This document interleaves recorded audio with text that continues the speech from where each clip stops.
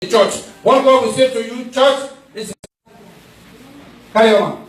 Joshua said unto the people, yes, shout, shout, for the Lord hath given you the city. The Lord has given you the city. He was standing on a testimony that God said years, 40-something odd years back, that I have already given you that city. Even when they sent 12 spies, and they came back, they were afraid. So the one that held on to the testimony said, no, God has given us that city. That is what Joshua is confirming, reminding them, the Lord has given you that city. So the world that we are seeing is nothing as far as God is concerned. As far as God is concerned, that it's like air, they will blow away. The Lord has given you the city. Amen. Thank you. God bless you, man. And the rest, obviously, is history. When they compare, they blow the trumpet. The Bible makes us that the world on its own fell down, and they got into the promised land. Hallelujah. Tell your neighbor that I am getting into the promised land. I am getting into the promised land. I am getting into the promised land. Praise the Lord. Hallelujah. So, Joshua, as we said, the name, it's a forerunner of the name of Jesus. Joshua, Yeshua, in Hebrew. The one translated as Jesus in Greek, in the New Testament. So, giving us a taste of what was to come. Jesus that will come himself, that will deliver us from all captivity. Amen. Praise the Lord. Hallelujah. So, Esther. What do we know about Esther? We know that I think somebody said earlier on, because of what Vashti did, Vashti had to be removed for Esther to come in. But it was a long process. Even the name Esther, the Hebrew one was Hasada. That was one that was translated into Persian. The Persian for that is Esther. The two different meanings. It could be Matthew 3. Matthew. M-Y-R-T-L-E. Matthew 3. It gives fragrance. Fragrance. And you will notice, ever since Esther entered the palace, she got special treatment from the king. Yes. Why? Because she was exhibiting fragrance. The fragrance of the Lord Almighty will be upon your life. Amen. The fragrance of the Lord is the favor of God. Yes, sir. The enemy will smell the fragrance of God in your life. Amen. And the favor of God will not depart from your life. Amen. In the mighty name of Jesus. Amen. Now, I am talking about this name so that we will begin to connect to those names. Because I believe there must be a reason, whether consciously or unconsciously, why those in Joshua band decided to join Joshua band. Those in Esther band decided to join Esther band and not any other band. And those in Mary band decided to join Mary band and not any other band. And why you particularly named Joshua or Esther or Mary? Why didn't you call it the band of Jezebel? Somebody said that. You see? So there's a purpose, there's a reason why we joined that band. And we will need to understand what the name means. We need to understand the character of the person that we are associating ourselves with. And all these three, we know the significant role that they play in the life, in the Bible. So, the story of Esther, again, because of time, we won't go too much into it. But I'll give us Bible references if we want to verify the name that I said that Esther was buried before, which is Hadassah. You can find that in Esther 2:7. And thereafter, she was now being called Esther because that was what was translated into the Persian language. Praise the Lord. And you will find the importance of Matthew 3 in Zechariah 1. Zechariah 1:8. So, coming back to the story of Esther. Because I'm saying that the reason God does not do anything without a purpose. And I was glad when Esther and Mary were reading and they were talking about their vision. I'm glad, and the Almighty God will not allow those visions to die. Amen. In the name of Jesus. Amen. They will come to fruition. Amen. God does not do anything without a purpose. Does not do anything just for doing sake. Does not speak for speaking sake. That's why he said, the word that has come out of my mouth will not return void. It won't return void. It will accomplish that which he has sent it.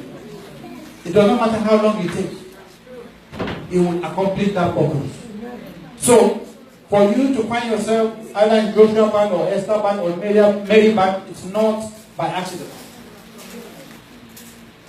You have a role to play. And you accomplish it in the mighty name of Jesus. Amen. You know what Mordecai said to Esther when the going was getting tough, when God was about to now reveal why she found herself in the palace. Because if you look at it again, just like the Psalm that we read, Psalm 126, you look at the story, and she herself will know that it is not by our will, it is God that did that great thing. It's a great thing. It's a great thing because number one, she came from a tribe that if the king had known that she was from him, he wouldn't even cross the gate. Talk less of having the opportunity to take part in the beauty competition. And the Bible makes sure that when she got there, she found favor all around. The people that will do the selection will say, this is what the king likes. This is what you should say to the king. That will gladden his heart.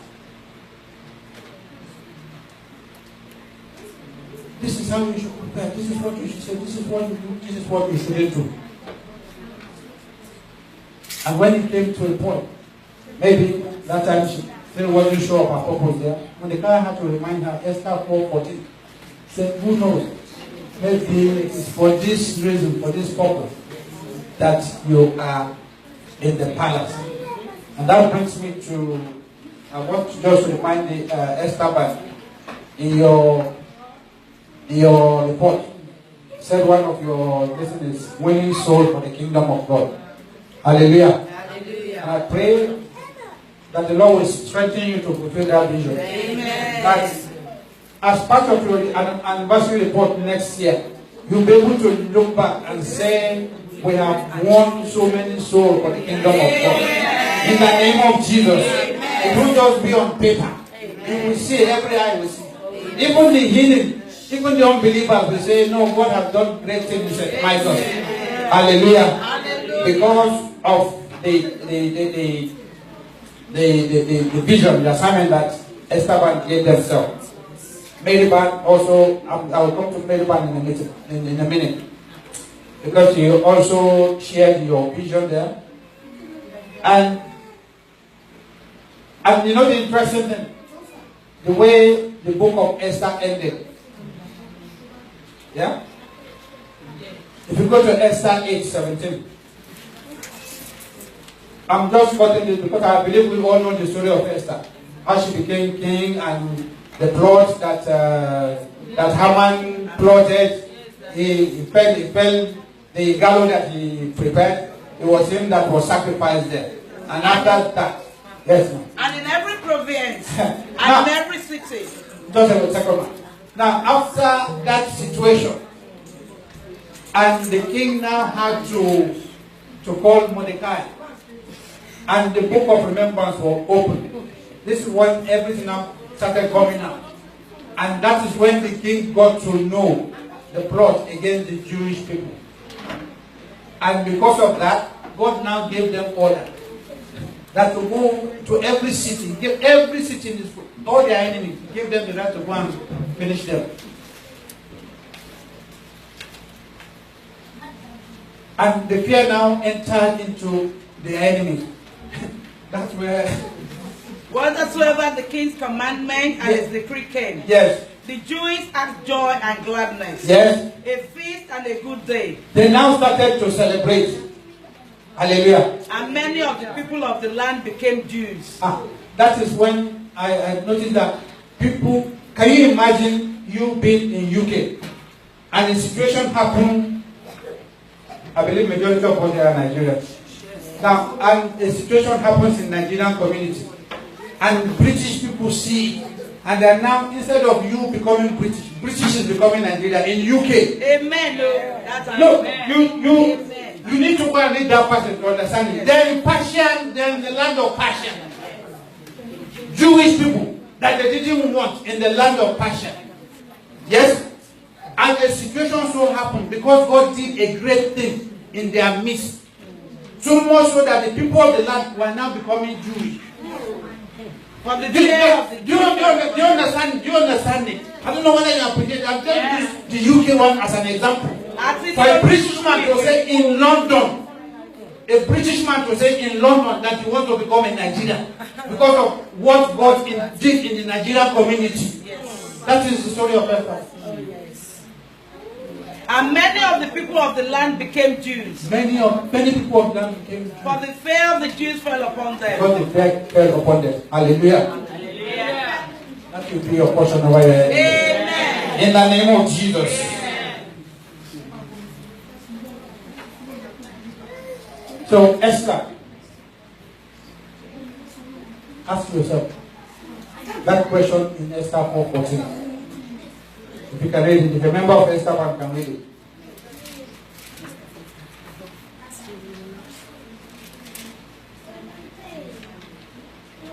For if thou altogether holdeth the peace at this time, then shall there enlargement and deliverance arise to the Jews.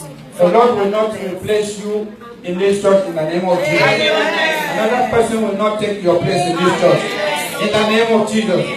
Why? Because you have proposed in your heart this day that you want to win souls for the kingdom.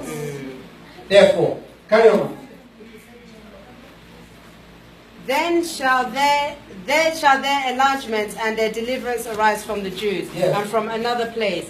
But thou and thy father's house shall be destroyed. And who knoweth whether thou art come to the kingdom for such a time as this? You have come to the kingdom for such a time as this. The Lord has raised you up in St. Michael Church for such a time like this. Amen. For you to be instrument in the hand of God to win souls for His kingdom. Amen. Hallelujah. Hallelujah. And you will not fail in that mission. Amen. The Lord will back you up in that Amen. The Lord will strengthen you and empower you in the name of Jesus. Amen. Quickly, I will touch on Mary. I hope you've seen this connection. You saw the great thing that God did through Joshua. You saw the great thing that God did through Esther. Now, Esther will look back as the people that sang Psalm 126 look back and say, yeah, truly God has done a great thing. Esther will look back and say, no, even if she were to look at her beauty, she will know that somebody gave her that beauty. Somebody gave her that beauty, and there were people that were even more beautiful than her. But the God that gave her that beauty added something again. He added favor, He added fragrance to her, which made her stand out when she appeared before the king. You will stand out in the name of Jesus. Amen. Now coming to Mary. The Bible talks about so many Marys in the Bible, but I believe the Mary that we're talking here is Mary, the mother of Jesus. Yes. Hallelujah. Hallelujah. Luke 1. The Bible tells us of a visitation there by Angel Gabriel.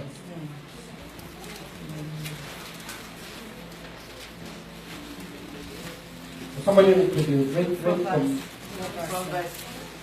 from verse 3.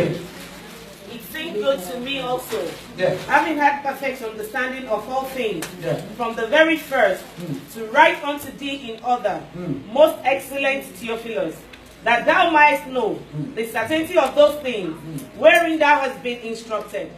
There was in the days of Herod, the king of Judea, a certain priest named Zacharias, of the coast of Abia, and his wife was of the daughter of Aaron, and her name was Elizabeth. And they were both righteous before God, walking in all the commandments and ordinances of the Lord blameless. And they had no child, because that Elizabeth was barren, and they were both now well stricken in years. And it came to pass, that while he executed the priest's office before God in the order of his course, according to the custom of the priest's office, his lot was to burn incense when he went into the temple of the Lord. And the whole multitude of the people were praying without at the time of incense. And there appeared unto him an angel of the Lord, standing on the right side of the altar of incense. And when Zechariah saw him, he was troubled, and fear fell upon him. But the angel said unto him, Fear not, Zechariah, for thy prayer is heard, and thy wife Elizabeth shall bear thee a son, and thou shalt call his name John. And thou shalt have joy and gladness, and many shall rejoice at his birth. For he shall be great in the sight of the Lord, and shall drink neither wine nor strong drink, and he shall be filled with the Holy Ghost, even from his mother's womb. Let's go to Luke 2. And it came to pass in those days that there went out a decree from Caesar Augustus that all the world should be taxed. And this taxing was first made when Cyrenius was governor of Syria. And all went to be taxed, everyone into his own city. And Joseph also went up from Galilee, out of the city of Nazareth, into Judea, unto the city of David, which is called Bethlehem, because he was of the house and lineage of David. Thank you. Thank you, ma'am. We'll come back to that Luke 1 and 2. But what I'm wanting to bring out there is, I don't want us to confuse John and Jesus, because both were significant. Both births were significant. They were very, very essential. They were very, very crucial. Very, very important. And then we know that John was the forerunner of our Lord Jesus Christ. Now, but Mary was the vehicle through which our Lord came. Luke 1:26. And in the 6th month. And in the 6th month. The angel Gabriel was sent from God unto a city of Galilee named Nazareth to a virgin espoused to a man whose name was Joseph of the house of David. And the virgin's name was Mary. And the angel came in unto her and said, Hail, thou art highly favored. The Lord is with thee. Hold on. Don't close that page. For Mary to be chosen out of whatever the population will be in the town at that time, and to come and say, Blessed art thou among all women. I hope, Mary, I hope you are linking, you are connecting yourself to that. Blessed art thou among all women. Now, God has seen something in you, and that is why He has placed you in Mary Pan. That is why He has not placed you in Sheba Pan. Esther had her own assignment. Esther Pan has they have their own assignment. Joshua Pan have their own assignment. Mary has her own assignment. And what's that assignment? Carry on. The Lord is with thee. Blessed art thou among women. And when she saw him, she was troubled at his saying, and cast in her mind what manner of salutation this should be. And the angel said unto her, Fear not, Mary, for thou hast found favor with God. And behold, thou shalt conceive in thy womb, and bring forth a son, and shall call his name Jesus. Which is what we said earlier, Yeshua in Greek. Jesus, Yeshua. Carry on. He shall be great, and shall be called the Son of the Highest. And the Lord God shall give unto him the throne of his father David. Now, thank you, ma'am. Because of that, you see where the allocation of duty is slightly different. You will notice that in Esther's case, her assignment was not given to her upfront. She didn't know upfront until she got there and she started to look. You now look back. As someone to say, you look back and say, oh, God has done a great thing. But maybe because that God decided to do his own that way. They gave her the task assignment up front. And then she will know the danger, the risk that was involved. Because the Bible makes us understand that she was enthroned to betrothed to Joseph. And at that time, it's as good as being married. And marriage is not the way it is in our society these days. Marriage was till death. It will be till death.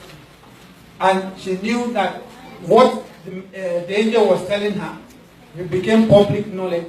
It was a sin that was punishable by death. They would stone her to death. So, if God came to you and gave you the assignment up front, and you begin to calculate the risk that is involved, are you going to check it out? Are you going to back out? The Lord will strengthen you. Amen. Because when you were reading your report, you talked about your vision, you talked about your mission. It is great. It is great. I picked up there, you said you want to be intercessor. Intercessor. It's a challenge. It's a great challenge. Because you know what it means? It means you are calling the devil to battle. You are determined that you want to stand in the gap for people. So what that means is that you are setting yourself up, to one-to-one challenge with the devil. But the joy there is that you are not going to do it by your own power. Amen. You are not going to do it by your own might. Why? You're going to do it in the power of the Almighty God. Amen. I pray God will back you up. Amen. In the mighty name of Jesus. Amen. And one thing there that touched me when which clearly showed that you want to be praying for mothers worldwide. You won't need it now more than ever before. Hallelujah. Hallelujah. Apologies to my fathers. But you go and read every great man of God or woman of God. You will notice that there was always been a mother there praying for them. And you look at the root cause of the problem in the society now. It starts from the home. So it is a very important assignment that you are taking on to yourself. And I pray that the Almighty God will strengthen you. Amen. He will empower you. Amen. You will accomplish that in the mighty name of Jesus. Amen. That your prayer will touch lives, will touch all over the world. Amen. But to be praying for mothers all over the world. Mothers are doing a very great job. Very, very, very, very great job. That the Lord will continue to strengthen them as well. Amen. That particularly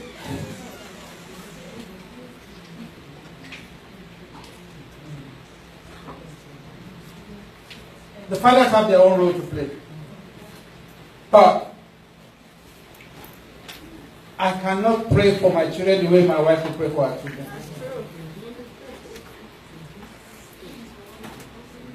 And that goes for at least 99.9% of men. By the time we pray 5-10 minutes for this, we're tired. We believe, oh, God is not that hard. God is not that difficult. But a mother can pray for a child for 1 hour. And that is important. That is what is lost mostly these days. Why? Because, we want to make ends meet. We want to put food on the table. We want to do this. We want to do that. We want to do that. So, and somehow the devil has crept in. And that element is missing. It's missing. When the father is out there, and I know we're in such a society that the man works, the woman works, and things like that. But when you have a situation where the mother prays, the mother prays as mothers that we know in the Bible pray. Not just in the Bible. The history makes us to understand the mothers of the Wesleys. that every day, I think she had 13 children. She probably had 13 children. And every day she spent 1 hour a day per child. 1 hour just praying for one child. 1 hour. And no wonder they turn out like that. But it's when you mention it, it just, it touched my heart. Touched my heart. And I believe God is calling you for a purpose. And that purpose will be fulfilled. Amen. In the name of Jesus. Amen. Even beyond the walls of St. Michael. Amen. All over the world. You will touch lives. Amen. You will touch soul. Amen. In the mighty name of Jesus. Amen. I don't want to bore us too much, but I hope we are seeing the connection between these three bands, where the name that you associate yourself with, Joshua, Esther, and Mary. You see the connection between that and Psalm 126. God has called you for a purpose. God that has called you, no matter what you are going through, He will not leave you, He will not forsake you. That after you've been through certain things, you will look back like the song of 126, you look back and say, God has done a great thing. Amen. God will do a great thing. Amen. He will continue to do a great thing. Amen. In the mighty name of Jesus. Just as I close, you will notice that whatever God has called you to requires commitment. It requires commitment. And it requires sacrifice. Sacrifice. Joshua sacrificed a lot. A lot. Esther sacrificed a lot. Because when it was the time for her now to go and appear before the king, the Bible makes us understand that if it's not the time for you to appear before the king and you appear, it is dead. It is dead. No two ways about it. But she appeared, why? Because God backed her up. It was God's purpose. As you go to God's purpose, God will back you up. Amen. In the name of Jesus. Amen. Mary sacrificed. Mary sacrificed. She sacrificed. She took the risk because, as we said, she could have been stoned to death. But she took that risk. She took the risk of shame. Say, oh, look at her. She got pregnant. No husband. Maybe when somebody just pregnanted and they're lying against the Holy Spirit. They say it's the Holy Spirit. So, sacrifice, commitment. The Lord will strengthen you. Amen. Shall we rise on our feet?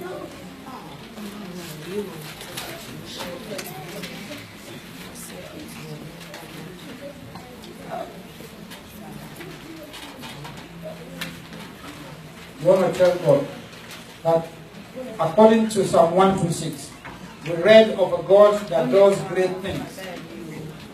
The Lord that calls people and uses them. And people, even people that do not know God, are able to say that the Lord has done a great thing. Yes. Therefore, you tell God,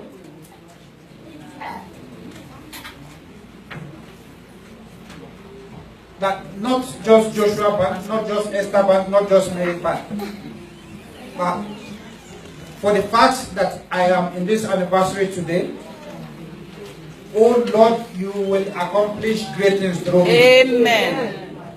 You will work in me, work through me, work with me. Amen. To do great things. To Amen. Pray in the mighty name of Jesus. Almighty and everlasting Father, we glorify your name. I thank you, Lord, for this day. And I come to say, Lord, that not just Joshua, not just Esther, not just Mary. You are the God that does great things. You use people to do great things. Oh Lord, by the virtue of the fact that I'm here today, oh Lord, you will use me to do achieve great things in the name of Jesus. You will walk through me, you will walk with me, you will walk in me to achieve great things in the name of Jesus. For the glory of your name. Thank you because you are Lord of Father. In Jesus' mighty name we pray. Amen. Father, once again we thank you, we bless your holy name. Thank you, Lord, for the life of Joshua. We thank you for the life of Esther. Thank you for the life of Mary, to whom this band today are bearing name. Oh Lord, accept our thanks in the name of Jesus. Lord, as you use them successfully for your glory, so you will use us in the name of Jesus. And everything that we have proposed in our hearts for good to do for you, amen. Lord, you will strengthen us and empower us to accomplish them. In the mighty name of Jesus. Amen. And your name will be praised forever. Amen. Thank you, Almighty Father. Thank you, Jesus. In Jesus' mighty name we pray. Amen. Amen. Amen. Hallelujah. Hallelujah. Hallelujah. Hallelujah. Let us celebrate Christ in the man of God's life. Thank you, sir. Progress. Mary and Esther Band, please come forward with your building funds.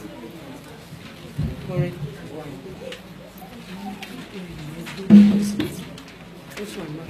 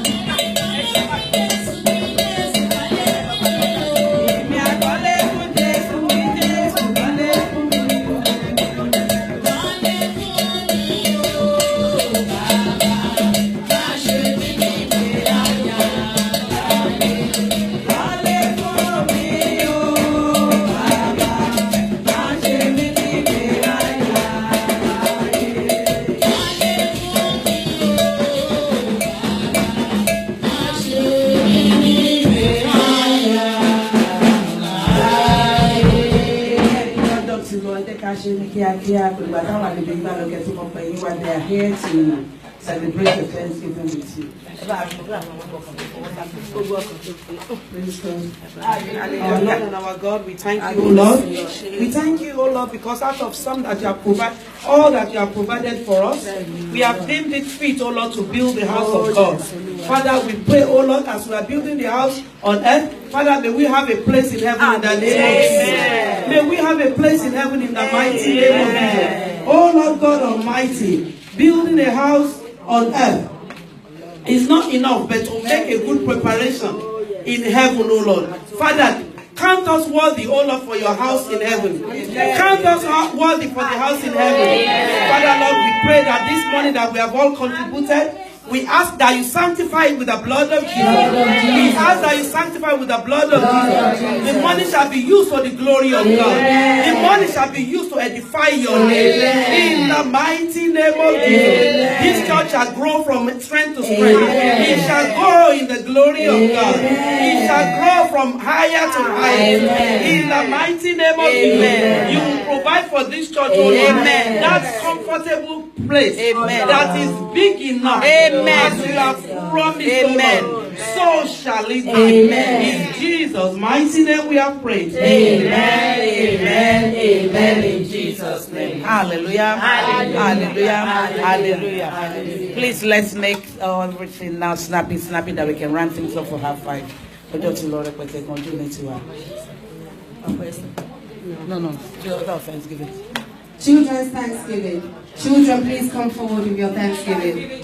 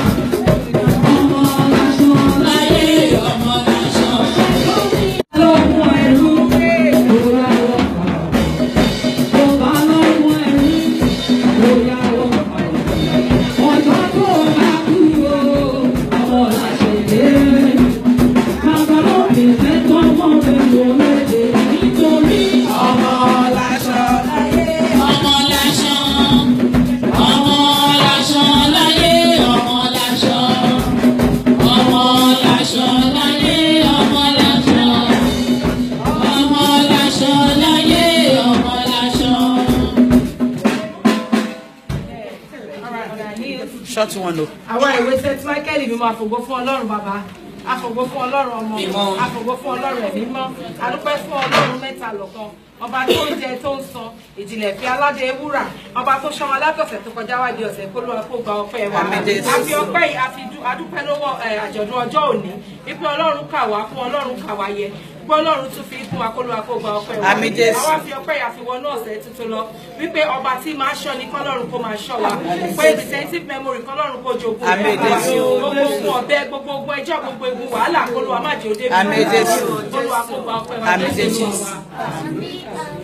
Àmín lórúkọ Jésù. Father, in the name of Jesus. Father, in the name of Jesus. Father, in the name of Jesus.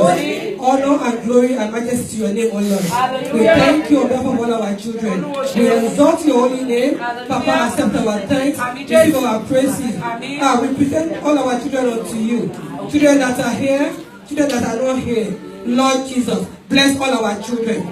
Father, we cover them with the blood of Jesus. We cover all our children with the blood of Jesus. Lord of Jesus. And when you all children go out, Lord, we go with you. We love will lead you. Lord, we shepherd you. Lord, we champion you.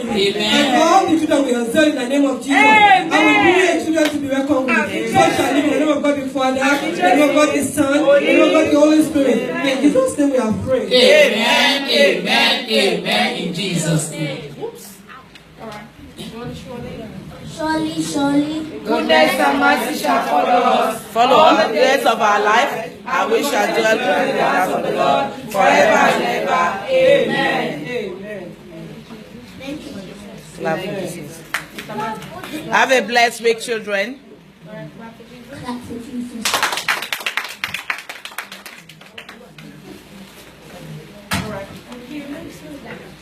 General Thanksgiving. Please come forward with your Thanksgiving. Ọkàn mi yọ nínú Olúwa, torí ó jẹ́ iye fún mi. Òun rẹ̀ dùn púpọ̀ láti gbọ́. Àánú ni láti rojú rẹ̀, èmi yọ̀.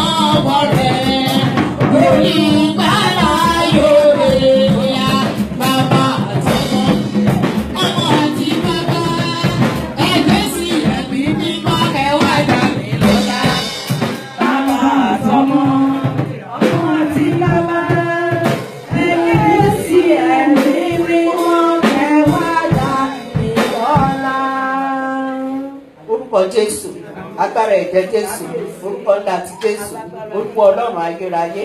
Àwa dúpẹ́ aláyọ̀ àyàn lókun lórí àwọn èèyàn rẹ. Wọ́n ronú jinlẹ̀, wọ́n rántí oore tó ṣe fún wọn, wọ́n wá mú nínú ètò fi fún wọn, wọ́n wá fi dúpẹ́ lọ́wọ́ rẹ. Ọpẹ́ wọn bàbá má jẹ́ kó jí báyìí. Olúwa ṣe tí wọ́n títí lọ pẹ́. Wọ́n ti dúpẹ́ lónìí, ọ̀la tó ń bọ̀ má jẹ́ kó sọ̀kún. Ṣé ohun tó ṣe tí wọ́n láṣẹ pé wọ́n lè yìn ọ́ lógo. Jésù Olúwa àti agbára wa. Àmín, àmín, àmín lórúkọ Jésù. Special Thanksgiving.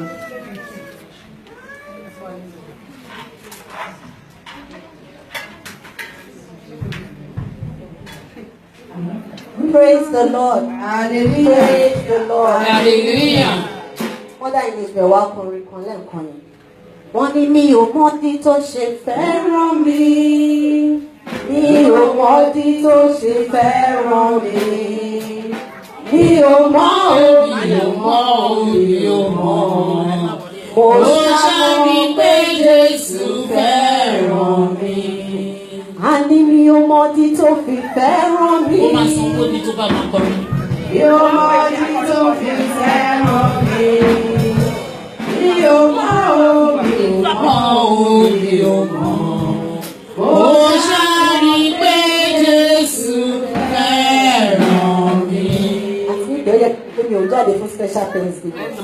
Ṣùgbọ́n tí mi bá jáde, mo ya abara mo rìn jẹ. Torí pé a dúpẹ́ lọ́dọ̀ Ọlọ́run wípé èyí wọn ò ní pé ká máa wábi ká máa sín sí mi. Mo dúpẹ́ lọ́wọ́ Ọlọ́run o tó mú mi wà láyé tó mú mi wà láàyè. Kí nìdí ọpẹ́ mi? Because Bible wọ́n ní ká máa là á so that àwọn aláìní gbàgbọ́ wọn á lè gbọ́ ìgbàgbọ́ wọn á lè mú dúró ṣinṣin. Mo dúpẹ́ lọ́dọ̀ Ọlọ́run tó bá jẹ́ pé mi ò ní ọmọ tó lè dá ọ̀fọ̀ òní bóyá mi ìbá ti dẹni ìgbàgbé. Torí lọ́jọ́ Friday mo lọ mọ́ ọmọ láti school lóòótọ́ orí ń fọ́ mi mo lè ṣubú mi ò lè dìde mọ́. The next thing tí mo rí ni pé àwọn paramedics ti délé mi ṣùgbọ́n mò ń gbọ́ ohun yẹn bí Destiny ṣe ń sọ pé my mom has fallen down, my mom is not feeling well, she can't stand up. Mo ń gbọ́ tó ń báyọ̀ kan sọ̀rọ̀ over the phone pé àwọn yẹn ń béèrè address ó lè sọ address wọn. Òun yẹn jìnnà gan-an jẹ̀bẹ́gbẹ́ mi ló ti ń sọ̀rọ̀ òun jìnnà gan-an wá dàbí pé ibi tí mo wà ó ti jìnnà mi ì mọ ibi tí mo wà mọ́ mi ò lè gbápá mi ò lè gbẹ́sẹ̀ just on Friday. Mo dúpẹ́ lọ́dọ̀ Ọlọ́run pé èmi tí yẹn ṣẹlẹ̀ sí lọ́jọ́ Friday lóòótọ́ ambulance wa wọ́n gbé mi lọ sí hospital wọ́n ṣe òkùnkàn tó yẹ kán ṣe ẹ̀yin náà dẹ̀ mọ̀ pé tí ò bá serious wọn ní gbé mi kúrò nílé there is no point ṣùgbọ́n wọ́n make sure pé àwọn gbé mi lọ hospital adẹ̀dọ̀ hospital oríṣiríṣi wọ́n ṣàṣọ oríṣiríṣi mo wá dúpẹ́ lọ́wọ́ Ọlọ́run ọba tí ò jẹ́ kí n da àwọn ọmọ ìsílẹ̀ fẹ́ lóbìnrin ọba tí ò jẹ́ kọ́ fi níbù ìjọ ọba tí ò jẹ́ kọ́ ní àti mọ̀ náà pé ìgbà tí òun àtẹniyẹn ti ní irú nǹkan báyìí máa ṣẹlẹ̀ ṣùgbọ́n mo dúpẹ́ lọ́dọ̀ Ọlọ́run ọba tí ò jẹ́ kí n kó tèmi báyìí ọba tí ò jẹ́ kó wá fi èmi náà kan fi bu bàbá gba ọpẹ́ mi Ọlọ́run mo wá dúró síwájú Ọlọ́run àti ènìyàn mo give testimony yìí mo wá ń tọrọ mo ń bẹ̀bẹ̀ mo ń fi ọpẹ́ yìí mo fi ń ra ọpẹ́ ipe gbogbo ibi tó bá kù sí gbogbo ibi tó dàbí ẹgbẹ́ àìsàn sá pamọ́ sí tó fẹ́ máa jẹyọ tó jẹ́ pé ìgbà tó yẹ ká máa gbádùn ló máa jẹyọ ni irú àìsàn bẹ́ẹ̀ kò bẹ̀rẹ̀ sí ní gbìmọ̀ sọ. mo wá dúró síwájú Ọlọ́run torí wípé agbègbè ó ní yóò dàbí ọgbà Ídẹ́nì tí wọ́n ti máa bí sí tí wọ́n ti máa rẹ̀ sí. ó ní ó dàbí igi tí wọ́n gbìn sí etí odò tí ó ń so èso ẹ̀ ní àkókò tó tọ́ àti tí ó yẹ. Ìyẹn túmọ̀ sí pé kò ní sí ẹni kíkú láàrin wa. Ìyẹn túmọ̀ sí pé kò ní sí àbíkú àgbà láàrin wa. Irú nǹkan tó ṣẹlẹ̀ tó jẹ́ pé èmi tó jẹ́ pé ó ṣe díẹ̀ tí mo ti bá bàbá mi sọ̀rọ̀ bẹ̀rẹ̀. Mo pè wọ́n ní òru ọjọ́ yìí. Wọ́n dẹ̀ gbé fóònù. Mo wá dúpẹ́ lọ́wọ́ Ọlọ́run. Ìpè Ọlọ́run ò fi mí sílẹ̀. Kò ṣeé sọ because mi lè sọ pé mo sọ nǹkan tó ṣẹlẹ̀ gbọ̀ngàn fún anybody. Mo kàn ní ara mi ò yá náà. Ṣùgbọ́n mo wá dúpẹ́ lọ́dọ̀ Ọlọ́run.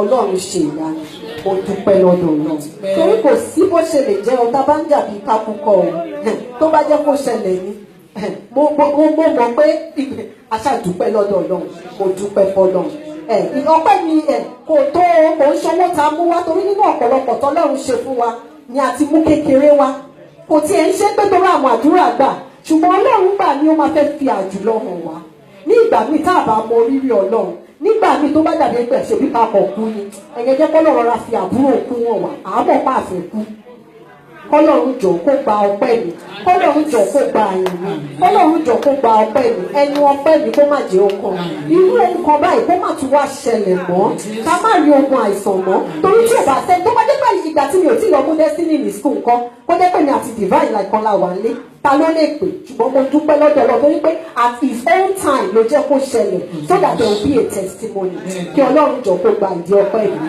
Jésù Olúwa wa. Mo fògo fọ́lọ́run bàbá mo fògo fọ́lọ́run ọmọ mo fògo fọ́lọ́run ẹ̀mọ́ ògo fún mẹ́ta lọ́gbọ́n.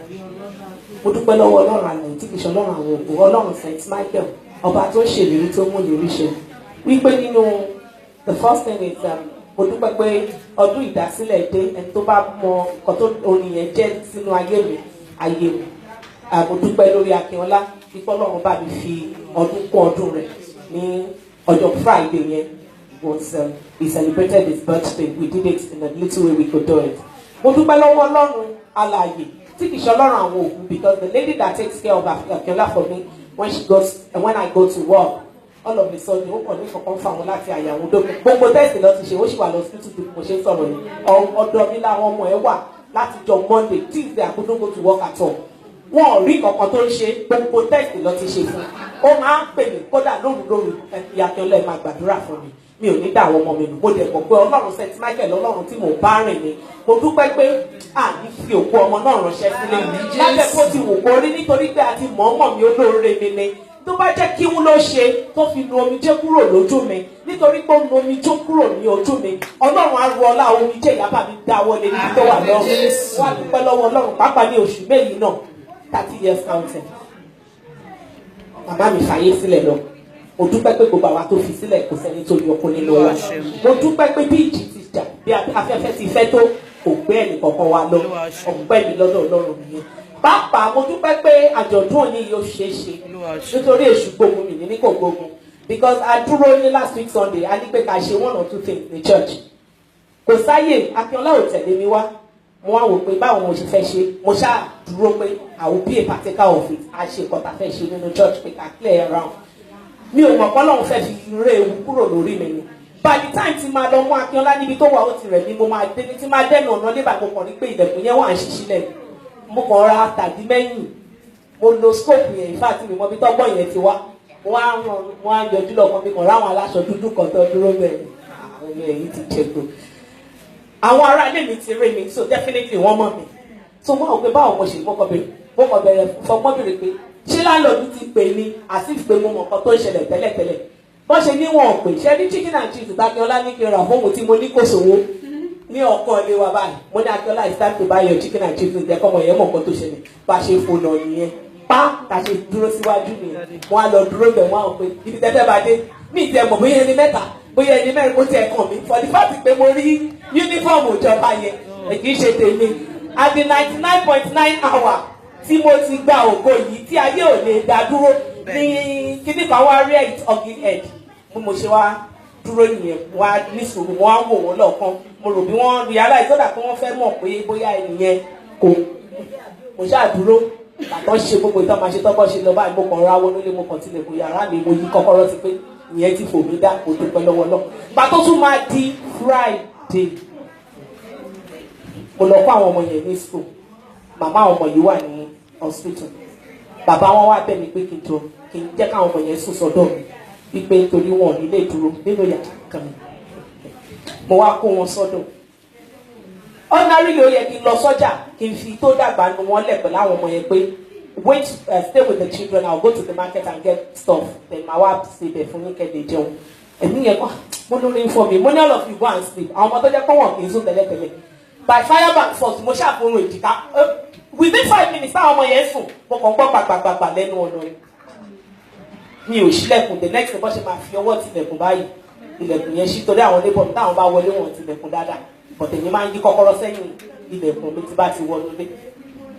Hello, who is living in this house? We are looking for mo domi sómi bẹ́ẹ̀dì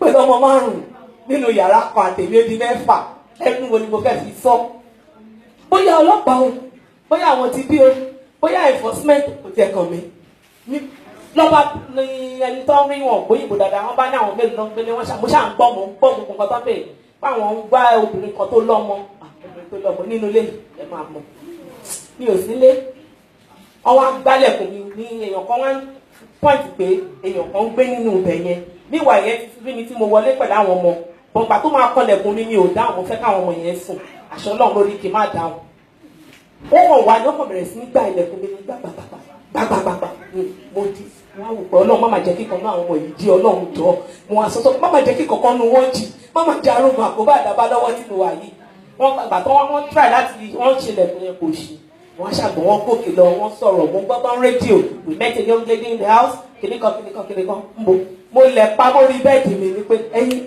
mi ò sí ilé ó torí ká ní pé ilé àwọn ọmọ yẹn mo lọ ní bẹ́ẹ̀ ṣe máa gbálẹ̀kùn ẹ̀ ní bá nílé wípé lájọ̀dún ìyàdìjọ máa ṣe ni wọn ò ní fi pìtàn fẹ́mi and at this 99 hour gẹ́gẹ́ bí àdúrà kan ó yẹ ká máa fi èsì ohun náà tá a bá ń gbọ́ nígbà tí Ọlọ́run bá ń gbẹnu àwọn òjíṣẹ́ Ọlọ́run sọ̀rọ̀ mo rántí kí mọ́dà tó travel wọ́n gbàdúrà kan wọ́n ní ìṣelógo yìí tọ́lọ́run ti ṣe ayé ìṣẹ̀ṣẹ̀ ò ní dá dúró kò sẹ́nìkan kò sí nǹkan kan tó máa bà á jẹ́ àdúrà yẹn máa wá ń ru sọ́kàn mi gbogbo ìgbà tí máa ń gbàdúrà wá ní ọlọ́pàá ayé má jẹ́ òun wa tọ̀run má jẹ́ ó tì wá gbọ̀ngàn in fact ẹni tó kàn ló mọ̀ o níjọ́ yẹn within that 15 minutes kan lò níbẹ̀ yẹn in fact Ọlọ́run ló yẹ mo dúpẹ́ lọ́wọ́ Ọlọ́run pé ìjọba ìtàkùn máa fi lọ báyìí ẹni tí mo wá yọjú pọ́n ti lọ báyìí wọ́n ti lọ mo wá ṣẹ̀ṣẹ̀ wá sùn oorun tí ò ṣe sùn yẹn mo wá jẹ́ káwọn ọmọ yẹn sun oorun yẹn tẹ́rùlẹ̀ àgbàdo ni but I was able to glorify God ní pé Ọlọ́run St. Michael mi ṣe kò sọ fún mọ́dà wa tó rìn ìrìn àjò kan wá dé tán kan wá bá ìbànújẹ́ lóríṣiríṣi nílẹ̀ it is a great testimony ẹni tó bá kàn ló mọ̀ mo dẹ̀ gbàdúrà wípé bẹ́ẹ̀ tí ń kó wa jẹ ẹ̀mí kó wa dànù agbára tó jókòó sínú ìjọ yìí agbára wíbẹ̀ ṣe bẹ́ẹ̀ agbára tọ́lọ́run fi ń gbọ́ àdúrà tó fi pè yín tó fi yàn yín tó fi wá kó àwa yìí lé yín lọ́wọ́ àní bọ́ sọ̀rọ̀ lọ́wọ́ yín wọ́n ní fi wá bú yín lórúkọ Jésù àbámọ̀ kí la tẹ̀lé ìgbémọ̀dá Latif kò ní jẹ́ ti ẹnì kọ̀ọ̀kan wa Jésù kò gbọ́pọ̀ wa Jésù Olúwa wa.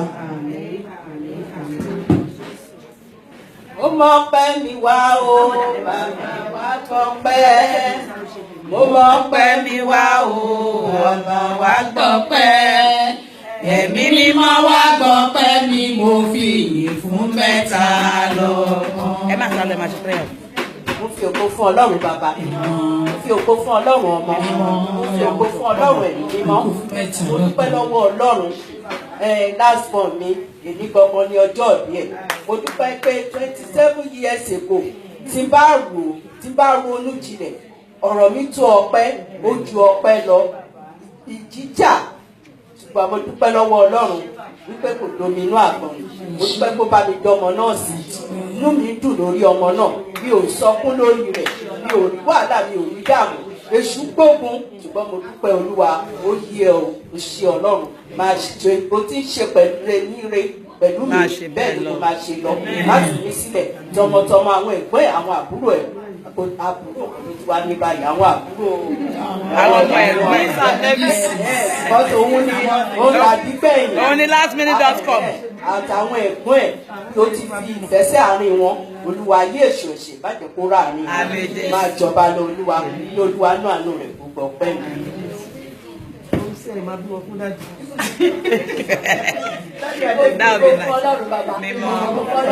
Mo dúpẹ́ lọ́wọ́ Ọlọ́run fún àdúrà àti olùrere ẹ̀. Mo dúpẹ́ ní gbogbo ìgbà tó ń ṣàánú fún mi tí kò jẹ́ kójú kó tì mí. Mo dúpẹ́ pàápàá lórí ọdún tá a sọ lórí anniversary tá a ṣe lẹ́nu. Mo dúpẹ́ pé ní last year màmá Ọlárewájú ni mí. Mo wá dúpẹ́ pé ní yíyá yìí mo ti wá jẹ́ grandma ìrìjà.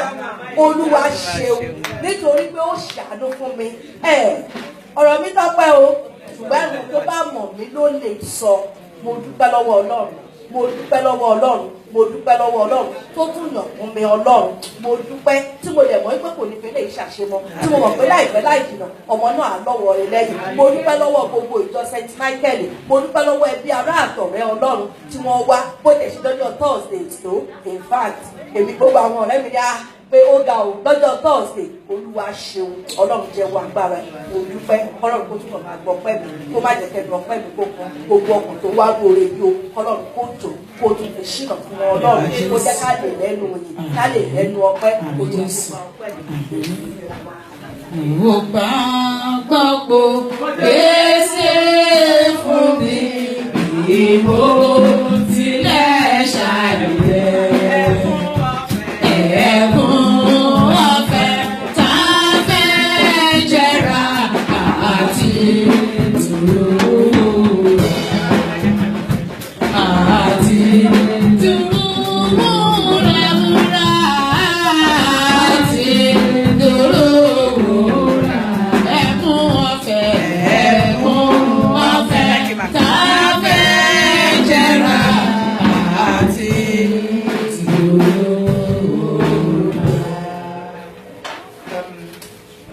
Àbúrò mi tó stole my height ní ìlú. Wọ́n jẹ́ wa wọn dáadáa ní Madam Do. Ọ̀nà apá mi pọ̀ ọ̀bọ̀ tí bá ní kí n máa dá gbogbo ẹ̀ pípa. Àyíra máa ṣe yẹn. Máa ṣe the most important one nígbà ìrọ̀lẹ́. So ọ̀rẹ́ mi ti ṣe ọpẹ́ yẹn bọ̀ mo tún fẹ́ ṣe ọpẹ́ tèmi lọ́tọ̀. Nítorí pé àjọṣe sísí ni. Àjọṣe Adélébọ̀ àtúnjọṣe Abíamọ. Àdèmà wa ń gbàdúrà nígbà yẹn pé Ọlárewájú yìí o, á dirú, á dìgbà. Ọlọ́run wá gbàdúrà yẹn, ó ti ń dirú bọ̀, ó ti ń dìgbà bọ̀. Ọlọ́run tí ó wá ṣe ọlá yìí fún wa, kó má ṣe láṣẹ mọ́. Kó jẹ́ kó túbọ̀ máa pọ̀ síwájú. Wọ́n ṣe ń pè ya Èlíjà, ìyá Ayọ̀mí pọ̀ sí. Ká tún máa pè ya Ọlámilékan ní ìjọ Aṣáájú. Ká máa pè ya Ọlámikúnlé, ìyá Ayọ̀mí Kúnlé. Kó máa pọ̀ lọ bẹ́ẹ̀ lágbára náà. Ọmọ náà tọ́nà wá fi dùn ọ̀rẹ́ mi nú, kó má jọ ọmọ bàtí jẹ́. Ọ̀nà wa wọ ọlá gbogbo àwọn ire tó ń ṣe nínú àdìjọ yìí. Gbogbo ẹni tó ń fẹ́ rúre bẹ́ẹ̀ náà. Ọlọ́run ṣe mo dúpẹ́ fọlọ́run tó múnú wa dùn tó ṣe ọ̀rẹ́ mi ní girama èmi náà fẹ́ ní girama.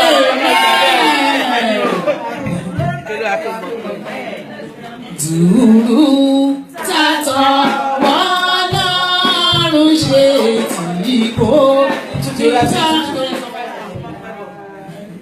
Mo fi ògo fún Ọlọ́run bàbá o. Anyway, ẹ rí pé mi ò tí ì sọ orí tí mo fẹ́ tọ́ fi kọ́ like my covenant song. Lórí nìkan máa ń wọra mi pé who I be self. Ṣùgbọ́n orin tí mo máa ń fojoojúmọ́ kọ ní wípé mo gbàgbọ́ pé pèsè fún mi bí mo tilẹ̀ ṣàyẹ. Mo dúpẹ́ lọ́wọ́ Ọlọ́run because the Lord make my journey very fruitful. Even mi ò tí ì sọ fún jọ Ọlọ́run o.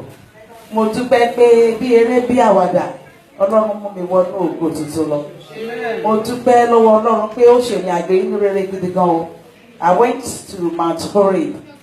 Àbí eré bí àwàdà kí ni ìdí ẹ̀wò mi kótó kí ìjọ tó pé 7 years àbọ̀dẹ̀ Olúwa ní kí n ṣe báyìí.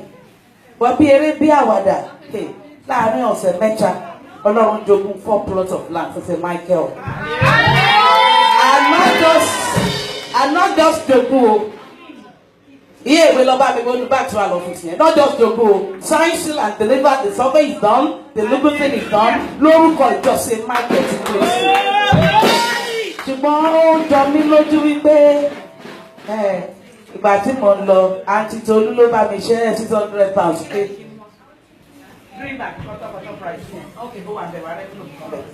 Sísá Tolú mo ṣàjọ ni pé orí òkè yìí lè sùn adósan àwọn mo ti sanwó hòtẹ́ẹ̀lì sanwó èyí tó lọ. But mo tún bẹ́ẹ̀ pé Ọlọ́run ń bọ̀ àdúrà. You know when the Lord calls you, you confirm the calling. Ẹni tó máa kọ́kọ́ bá mi pàdé lórí òkè yẹn. Ó ní kí ló dé tí mò ń wọra abẹ́lé pínísì. Ó ní kí má máa ó ní mò ń gbẹ́mi sókè lórí ohun tí ò tó kan. Ó lẹ̀ ní ó ní mi ò ní láti máa sọ àsọtẹ́lẹ̀ mọ́. Ó ní kí máa sọ lọ́lọ́run dẹ̀ gbọ́. Ó lóhun tẹ́ ẹ̀ bọ́ lọ́run sọ yóò ló ti gbọ́ o. Mo kàn wọ́n pé mo ní kí lẹ ohun tẹ́ ẹ rò pé mo ń bọ́ lọ́run sọ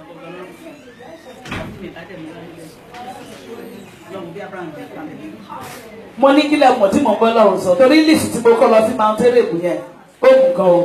Normally máa ń sọ fún àwọn church pé ṣàkọ prayer request wa but we were very busy kí n tó travel yẹn it's one program after no it's been one program after the other lọ́wọ́ ló bá gbé it's been one program after the other so even ní ọjọ́ tí mo máa travel àtúnṣe sìn mọ́jú tí mo fi wọnú plane mi ò tiẹ̀ make-up mi ṣe kankan bí mo dẹ̀ ṣe ń dẹ́kọ̀ọ́ mo dẹ́kọ̀ọ́ ní àárọ̀ ọjọ́ yẹn náà ni mo gbọ́dọ̀ Ògbómọ̀ṣọ́ lọ láti lọ sí Mount Horeb ṣùgbọ́n mo dúpẹ́ lọ́wọ́ Ọlọ́run ipe bí eré bí àwàdà hòtẹ́ẹ̀lì mi sì wá lọ́dún kan tán tí rí Ọlọ́run ṣe ní pípé ó ṣe ní yẹ and then I was looking pàtó ní wọ́n ní kinní kan mọ́ ní ìgbà tó máa sọ kinní kan mílíọ̀nù mo lè ṣe gbàgbé yẹn mo lójú òtí ẹ̀kọ́ akọ̀ṣe sọ sílẹ̀ ni but láàrin few weeks Ọlọ́run ìjọsìn Michael ó jọ mí lójú o bóyá ẹni tó kọ́kọ́ máa fún mi ní donation yẹn fún mi ní £8 million. The only person tí mo kọ́kọ́ pè tó láyà mi já gan pé ṣọwọ́ náà ló wáyé sí bẹ́ẹ̀ yẹn Ọlọ́run dẹ̀ mọ̀ pé mo ti ẹ̀ ti wá £1,000 bí oṣù kan kí n tó travel tọ́lọ́run òjò yọjú. The Lord will do things according to his purpose. Nígbà tẹ́ni yẹn ṣe ẹnìkan tó tún pè mí mother you went to Nigeria èlò lówó ticket ní ẹjẹ́ refund ẹ̀ fún mo ní má refund owó ticket mi mo ní the Lord is doing something great mo ní Ọlọ́run ni mo fẹ́ kó bless Ọlọ́run ìjọsìn Michael mo ní okay mom lórí give me your account mo ní má worry mo ní mo work on it yẹn mo sáré lọ ṣí account for church mo sáré ṣe everything ìgbà tó náà tún máa sọ sí mi ṣe làyà mi já mo mọ̀ ẹ́ pé Ọlọ́run ń ṣe nǹkan kan o lórílẹ̀gbọ́n yẹn mi ò wá ní nǹkan mi ò ládùúrà kan pé Ọlọ́run tí ló dà o lórí tó bá máa tọ́ tí wọ́n á ní lágbájá kan ìyá kan ló kúwó fún wọn o wọ́n ṣe tó máa sọ́wọ́ lè ní àmọ́dà náà tuntun tó lọ ṣe kinní kan mo ní jẹ́ káwọn nǹkan yìí ní record but mo dúpẹ́ pé níbi tí mi ò expect lọ́wọ́ èèyàn tí mi ò tiẹ̀ rò pé ó ní tọ́rọ́ l'account ni àwọn ohun tó jọ mí lójú yìí ti jáde for the amount of massive million we need to cover that the Lord did it perfectly tí mi ò lè ṣàlàyé ìgbà tí mo dé mo ní àṣebáyé lòdù tó Ọlọ́run and then mo dúpẹ́ pé it's not how many it's the grace of God mo dúpẹ́ lórí òkè yìí pé ìgbà tí mo lọ gan kí n tó lọ ìyá Larry mọ́tà Ọlọ́run ní kẹ́kọ̀ọ́ ọmọ ìbímọ tó bá ṣàmà bímọ kó jẹ́ pé má dé fún kó wọn aṣáájọ kadéètì pọ́ǹdì 18 lọ fọmọ yẹn mo ní àti ẹ̀rírú ẹ̀ tó bá bímọ lọ́ọ̀dì 18 èmi máa dé 19 so definitely mo dé bá kó mọ bóyá ọmọ yẹn ṣe ń jáde ní tíátà mọ́tà 10:25 ọmọ yìí ti lọ jáde o èmi ò tiẹ̀ tún tètè ní message yes mother pick the phone I can't tell anybody yet mi fi ẹ̀ rí ìgbà tí màá rí message yẹn it's 1 o'clock mo ṣe ọ̀pọ̀ àwọn tó wà London kan òyìnbó èmi ni mo kọ́kọ́ sọ sí forum pé a ti bímọ o ló bá tún pè hey mother kí la ṣe afẹ́ ṣe é sì ṣe máa padà bọ̀ mọ́ ní bó ra ticket gan mi ò ní padà wá ní ìsìn torí mo ń táìdì àwọn kankan lọ́wọ́ ṣùgbọ́n Ọlọ́run ti sọ̀kọ lórúkọ ìtò mátà nípa àti gbóhùn ìyá àti gbóhùn ọmọ gbogbo ìjókòó yẹn my new bó jẹ́ ìwọ̀n gan a máa sọ̀kọ lórúkọ lórí fóònù mo ní but don't worry I'm going to call one of my pastor friends to come and do the naming ceremony mo pèsè ẹni kì í sáré ṣe program do this that make sure of everything mo dúpẹ́ pé kò sọ̀rọ̀ pé torí mọ́dà wo ò sí lé ní ohun báyìí ṣiṣẹ́lẹ̀ mo dúpẹ́ pé ìgbà tó ń gbọ́ máa pè mother in fact the program was perfect everybody tó minister ṣàbàmì dúpẹ́ lọ́wọ́ ìjọsìn Michael in fact everybody ṣe gbá wọn ṣàwo mo dúpẹ́ lọ́wọ́ Ọlọ́run pé kò jẹ́ kárí àjà lóde ìgbà tí mo dé sí sàtòlí ní àmọ́dà ṣe ti pé mọ́mí destiny torí ìgbà tí máa fi pè wọ́n wípé wọ́n sí lórí forum we do a run band meeting prayer pé wọ́n sí pínyẹn lọ́wọ́ ní in fact àwọn pass out mo ní pass out pé mo lọ́lọ́run ìjọ tó bẹ̀rẹ̀ mọ́lá àlàáfíà ni mo ní bóyá òògùn àwọn ọmọdé pọ́n gbálẹ̀ ẹ̀rọ àjọ̀dún yìí náà ni àtẹ́nà kọ́là pé mọ́dà ó máa sí rí ọ̀sẹ̀ ṣùgbọ́n mo dúpẹ́ lọ́wọ́ Ọlọ́run mo dúpẹ́ lọ́wọ́ Ọlọ́run pé ohun tá à ń sọ yẹn people will testify to they will testify to our testimony mo dúpẹ́ pé Ọlọ́run ò jẹ́ kí ènìyàn kó lóhun tí ò lè ṣeé ṣe mo dúpẹ́ pé mélòó náà ni wá mo yan Ọlọ́run lógo lórí àwọn tó kó lè mi lọ́wọ́ o because like I keep saying to people to pay £2,000 a month rent lágbọ̀tà wà nínú ẹ̀yìn láìsí mother expenses oṣù tó kéré ṣùgbọ́n yet the Lord gave me mighty warriors peculiar people lọ́lọ́run fún mi mo dúpẹ́ pé wọn ò wo pínísìn mi wọn ò wé pé torí pé àmì tó bá bọ́ sí kanra ó máa ń bọ́ sí kanra pé what's this ṣùgbọ́n síbẹ̀síbẹ̀ Ọlọ́run jẹ́ kéde wá yẹra wa mo wà nílé mi ò sí lé they did not lack in doing their duties or doing what the Lord has proposed them to be on this mountain. Mo yan Ọlọ́run Ísírẹ́lì lógo. Mo dúpẹ́ pé àpè àdìrẹ́ mi jẹ́ wa. Mo dúpẹ́ lọ́wọ́ Ọlọ́run pé mo tún bá màmá mi láyọ̀ àti àlàáfíà. Mo dúpẹ́ pé Ọlọ́run tún ṣílẹ̀kùn oore tuntun kan. Mi ò tiẹ̀ mọ ibi tí mo fẹ́ sọ pé mi pẹ̀lú nìkan ló lè yé o. Kò lè yé any other person. Ohun tí mo ṣe fojoojúmọ́ ni Ọlọ́run. Mo dúpẹ́ pé lótìtọ́ àti lódodo tolúwa làṣẹ láyé mi. Ọlọ́run kó máa gba ọpẹ́, kó máa gba ògo lọ. Mo dúpẹ́ pé no matter how challenging the past year has been in my personal life, láwọn ohun tó ó mú dí mi jálẹ̀ pé what? Ṣùgbọ́n síbẹ̀síbẹ̀ Olúwa ní má bẹ̀rù, má fòyà. Kàkà kí bá ráyè láti máa ronú, Ọlọ́run kàn ń ṣe àwọn ohun tó jẹ́ wípé kò sí àyè fún ìrònú, kò sí àyè fún pé why this, what will people say? Ọlọ́run ń ṣe ohun tó jẹ́ pé I don't need to tell people gbà tí mo dé kan tí mo ń sẹ́ǹdì kan ẹ̀fá bro mi. Àǹtí mi, eléyìí, mo lóye mi gan lẹ́nu mo ní láàrin ọ̀sẹ̀ mẹ́ta Ọlọ́run ṣòwò yìí mo dúpẹ́ mo á fi ọpẹ́ ìra ọpẹ́ wípé gbogbo olóore ìjọ yìí prayer warrior captain wa máa ń gbàdúrà gan àdúrà tó máa ń gbà ní pé gbogbo ẹni tí oore wà lọ́wọ́ ẹ Ọlọ́run jẹ́ kó lè ṣe oore ọwọ́ wọn fún wa gbogbo ẹni tí oore ìjọsìn Michael wà lọ́wọ́ Ọlọ́run jẹ́ kó lè ṣe oore ọwọ́ wọn fún wa ó lè dàbí àdúrà kékeré but nígbà tí Ọlọ́run bá release ẹ̀ wọ́n máa lè ṣe fèèyàn mo dúpẹ́ lọ́wọ́ Ọlọ́run wípé ọwọ́ Serubábélì tó bẹ̀rẹ̀ o ló máa parí ẹ̀ toró ti bẹ̀rẹ̀ ọwọ́ yẹn dẹ̀ máa parí ẹ̀ pé níwòye àmọ́dún after ìsọ̀kalẹ̀ oore dedication ìjọsìn Michael Church on this one plot of land cathedral tó máa rí tójú títí tí ò sí ní meeting place Ọlọ́run máa jẹ́ mo ti ṣe ní pípé ó lẹ̀ ti ṣe níyẹn mo ìnílògbó lọ́pọ̀lọpọ̀ Olúwa kó gba ọpẹ́ kó sì gba ìyè èyí nìdí ọpẹ́ mi ò Jésù agbára wa.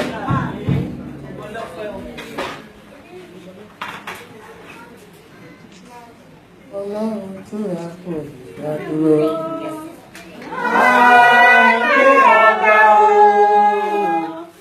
Ọlọ́run tí a kò lè dádúró.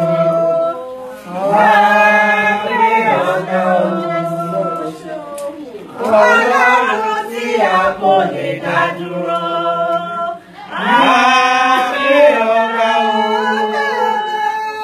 Ọlọ́run tí a kò lè dádúró.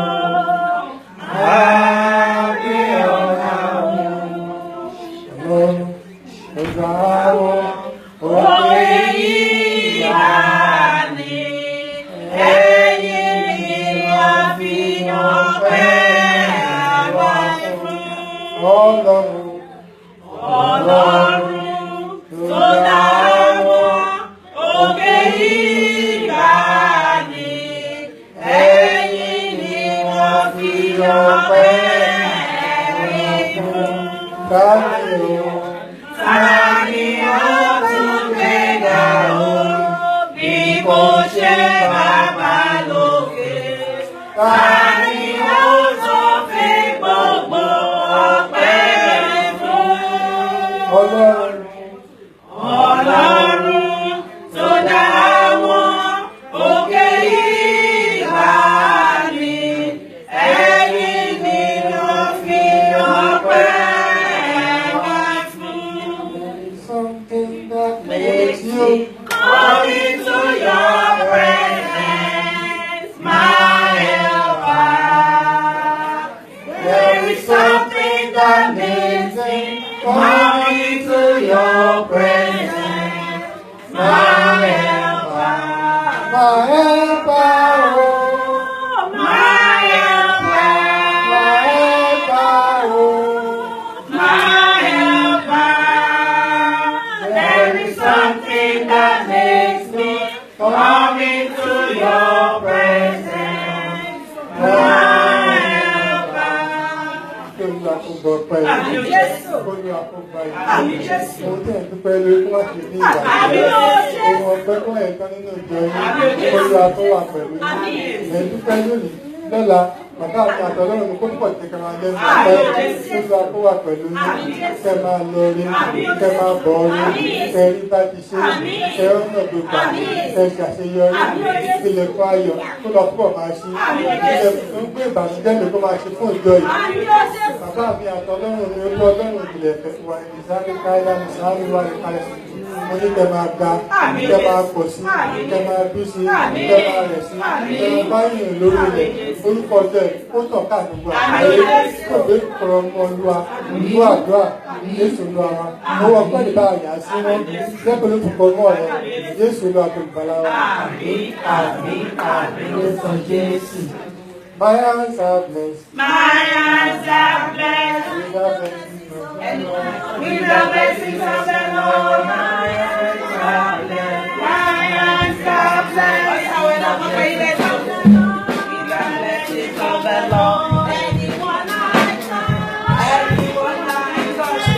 Oh yeah, Mary, Esther, get ready, Okutu.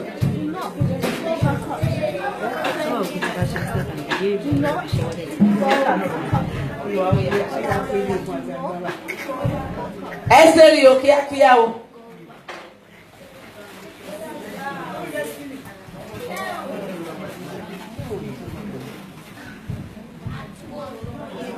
Lórí.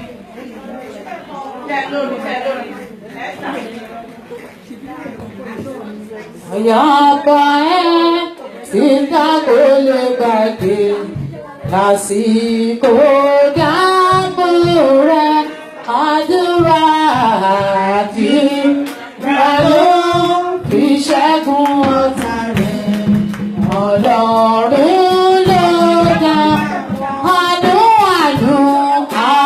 àánú rẹ̀ bàbá àánú rẹ̀ ọmọ àánú rẹ̀ bàbá wa ọ̀run làwa tọrọ. Ẹ̀rẹ̀ ti kó àtẹ̀rà mórílẹ̀ ìrànlọ́wọ́. Bàbá bàbá bàbá bàbá bàbá lókè.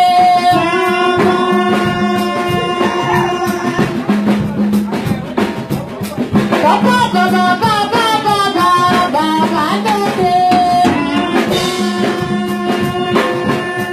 Oore tó ṣe láyé mi ò bàbá mo ti pẹ́.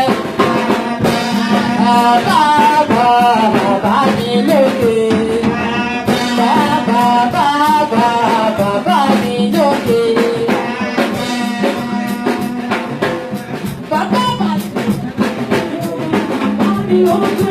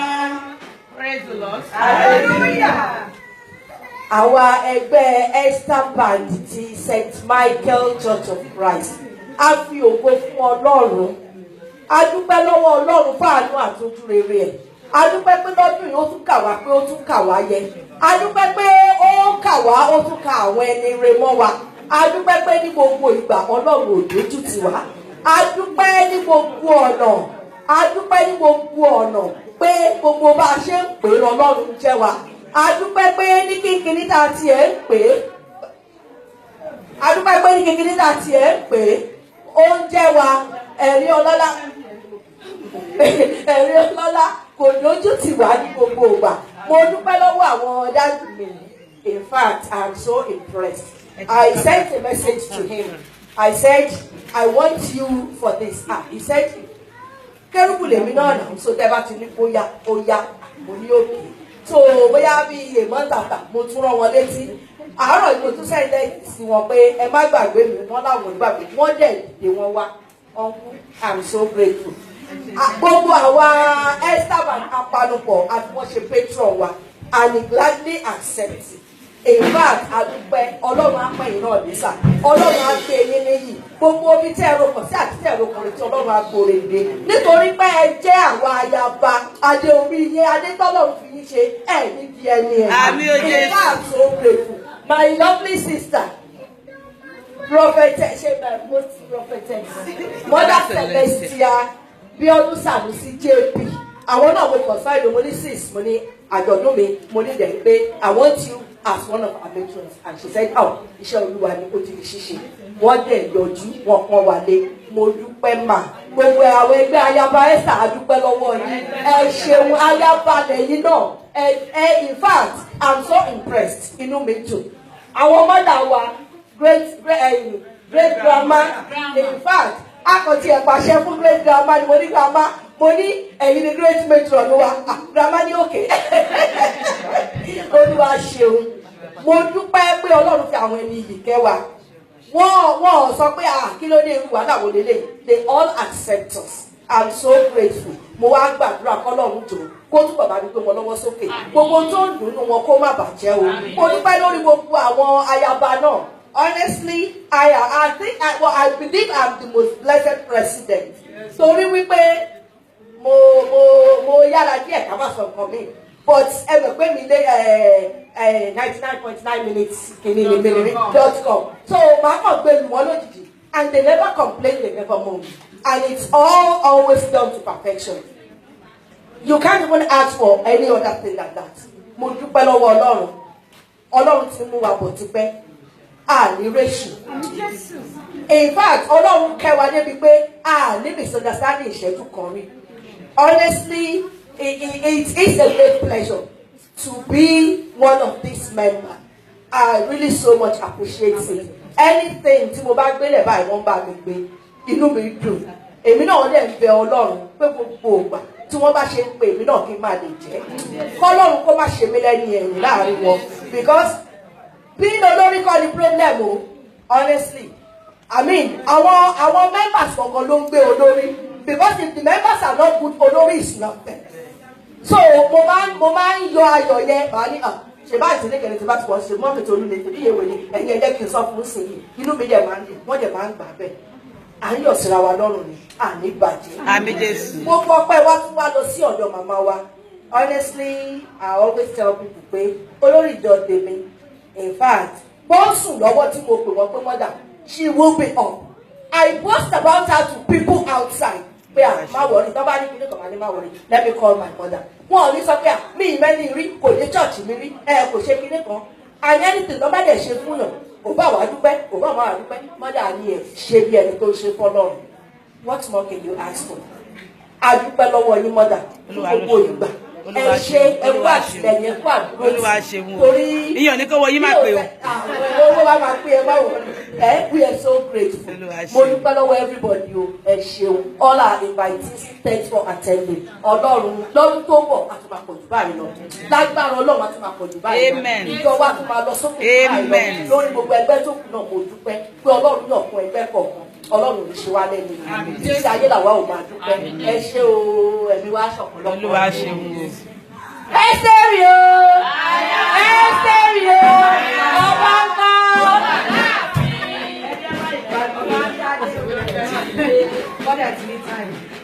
Mother, time.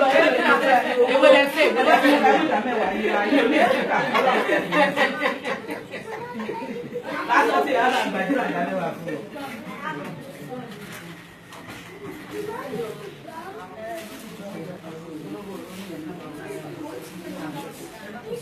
I'll give you complete. Let me give you. The Lord will bless you. You'll be head of the nation. You learn to many nations you never heard. In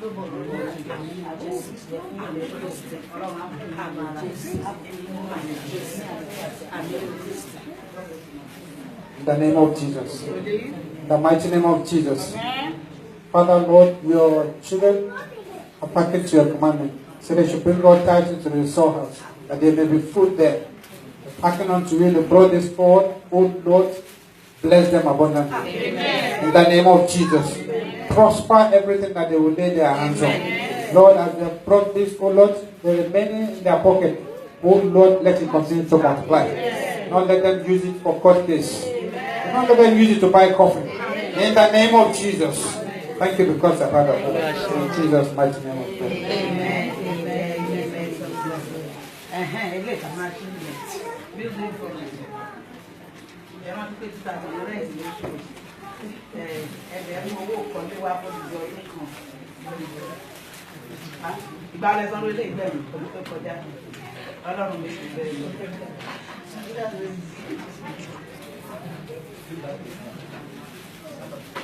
£1,000.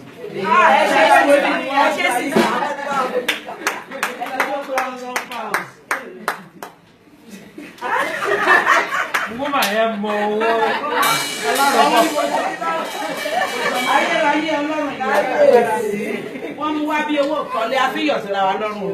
Because if not for your building fund and your offering and your tithe, will not be able to pay for that. So eléyìí fún ògo Ọlọ́run. Ó ní má jẹ́ mú òdodo. Wọ́n mú wá lọ́dún yìí. Mo bẹ̀bẹ̀ fún orí ọ̀fẹ́ ìpadàbọ̀ lọ́dún tó ń bọ̀. Wípé nínú ànító àti àníṣẹ́kù, wọ́n mú ohun tó jẹ́ gbẹgbẹ̀rún ìlọ́po eléyìí tí wọ́n mú wá yìí.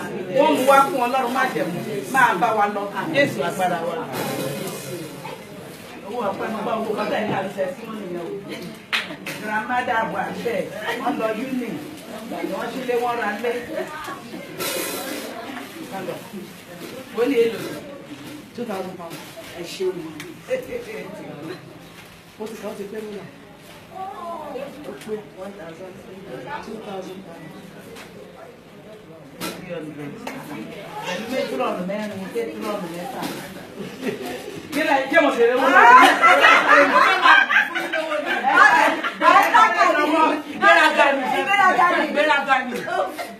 what are the 400? They just put 500.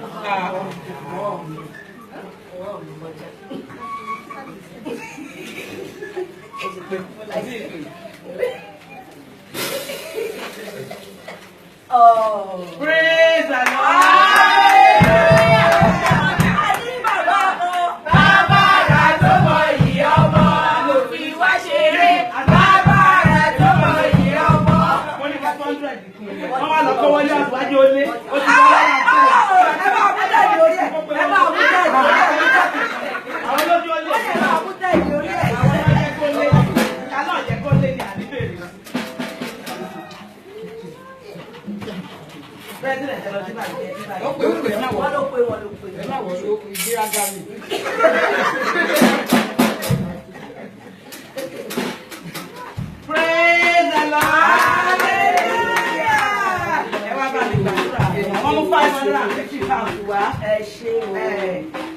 Like I said, I think you're saying a lot of people come what about $10 in it. Mother, if I come out of the but we do pet Mother,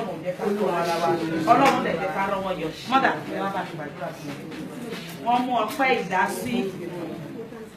Wow, but to show one like 2017, 2017 bí wo yìí. Ipe kọ́lọ́run kó wá fún ọ ní orí ọ̀fẹ́ ìpadà bọ̀ ní 2019. Wípé lọ́dún tó ń bọ̀. Wọ́n bá ti ra ṣọ́ọ̀ṣì wa. Wọ́n ibi tó ń tábà wáyé kí eta bá san lóṣù àbí iye tí mọ́gèjì bá jẹ́ Esther lè san rẹ̀. Amen. Orúkọ Jésù. Orúkọ Jésù. Orúkọ ńlá Jésù. ọba ní kìkì mọ́lẹ̀ adúpẹ́ dúpẹ́ aláyọ̀ ayọ̀lógo nítorí pé ẹ̀yin lẹ jẹ́ kó ṣe é ṣe ọ̀pọ̀ àrò kò lè ṣe é ṣe adúpẹ́ pé arímú atọwọ́pọ̀ àpò arímú jáde adúpẹ́ pé pèsè fún wa adúpẹ́ pé ẹ̀yin Ọlọ́run ẹ tọ́jú wa láti ọdún tó kọjá ní wákàtí ọ̀wọ́ yìí adúpẹ́ pé nínú ẹ̀mí nínú ara ẹ jẹ́ kí a pọ̀ sí ògbó ní forúkọ yín lókè ọ̀run adúpẹ́ pé ẹ̀yin kò gbàgbé wa adúpẹ́ pé ká lè tọ̀ sí yín lọ́rùn adúpẹ́ pé a fi yín yọgàn adúpẹ́ pé ayéyìn bàbá ògbó ní forúkọ yín lókè ọ̀run Olúwa ẹgbọ́ ọpẹ́ wa nítorí pé adúpẹ́ lónìí ọdún tó ń bọ̀ má jẹ́ ká pẹ̀lú Ọlọ́run ọba tó gbọ́ ọpẹ́ inú àlẹ́yìn fún omi Olúwa wa gbọ́ ọpẹ́ wa ọba tó gba ọpẹ́ Abel ní orúkọ Jésù Olúwa wa gbọ́ ọpẹ́ wa ọba tó gba ọpẹ́ àwọn tó ṣáájú ní orúkọ Jésù Olúwa wa gbọ́ ọpẹ́ wa ó ti fi wọ́n ṣe aya ọba ní ààfin ó ti fi wọ́n ṣe ayaba nínú ilé mímọ́ rẹ ó ti fi wọ́n ṣe adé orí ní orúkọ ti Jésù kó má ṣe ṣíbọ́ ìfowó kó má ṣe fi tẹ lòmíràn ẹ gba ọpẹ́ wa ẹ gba ọpẹ́ wa ẹ gba ọpẹ́ wa Jésù Kristi Olúwa àti olùgbàlà wa. Àmín àmín àmín lórúkọ Jésù torí yín wà bẹ́ẹ̀ pàtẹ́wọ́ sí i. Hallelujah. Hallelujah. Hallelujah. Hallelujah. Àyàdà ayérayé àti agbára ológo àti ọlọ́lá jùlọ ó ní ẹgbọ́n Ọlọ́run gbọ́ ẹ̀sìn gbà wò ní gbọ́ pẹ̀lú mo dúpẹ́ pẹ̀ gbàgbọ́ nínú pé yìí mo gbàdúrà fáwọn tó ṣe mother and father matron and patron mo gbàdúrà wípé gẹ́gẹ́ bí olóore yín kọ́kọ́rọ́ olóore yín ò ní bọ́ sọ̀rọ̀ aya olóore yín ò ní kú ọkọ olóore yín ò ní yànkú àwọn ọmọ wọn ò ní rànú bẹ́ẹ̀ lọ ní rànúra kò sẹ́ni tó wà tí ò tó nǹkan tó fi fẹ́ lọ́wọ́ Ọlọ́run wípé gbogbo ohun tí wọ́n mú tán pé sẹ́gbẹ́ tán fi wá bá ayayọ̀ lónìí onímọ̀jẹ̀mú aṣẹ́ni pípé aṣẹ́ni yíyẹ nípadàbọ̀ ìrìn àjò yìí àwọn ọmọ lè dúpẹ́ pé àmúnáwó ayọ̀ nínú ìjọyàn Ọlọ́run dání láre ìpè kẹ́ tó pè wọ́n níwòye àmọ́tún àwọn ọmọ ọlọ́mọ máa bèrè pé gbà ó ní àjọ̀dún Esther torí àjọ̀dún tí mo wá mo ní peace of mind mo gbàdúrà pé Ọlọ́run àlàáfíà ti ká rẹ̀ yóò fún wọn ní àlàáfíà láàyè gbogbo lọ́nà gbogbo gbogbo ọkàn tó bá wá yayọ̀ lónìí ayọ̀ ní tán nílé orí kankan Jésù agbára wa. Hallelujah! Hallelujah! Ẹ bá mi yọ Ọlọ́run Esther lógo.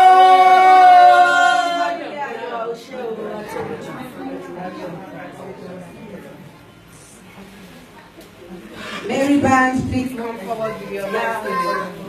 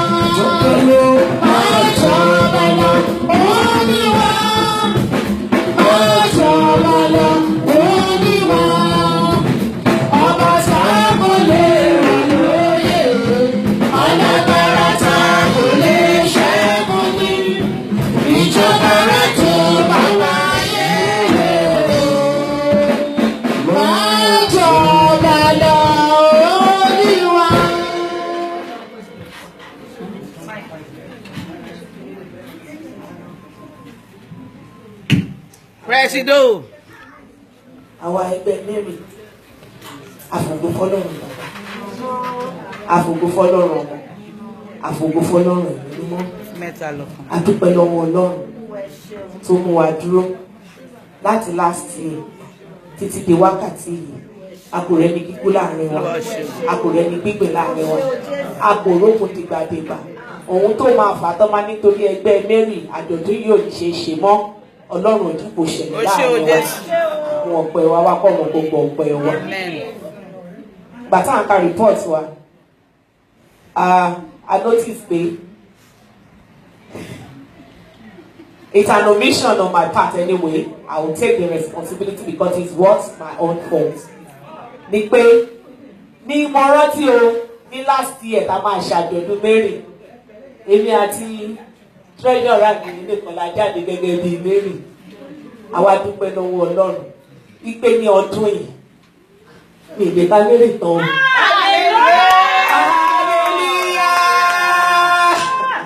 Ọlọ́run yàn kún wa nítorí níjọ́ náà lọ mo sọ fún Ọlọ́run pé tó bá tún di wòye ọdún tó ń bọ̀ mi ò fẹ́ kó já wa méjì mọ́ o wípé kó yàn kún wa lọ́pọ̀lọpọ̀ ọmọdé inú wa gan wà ń bẹ̀.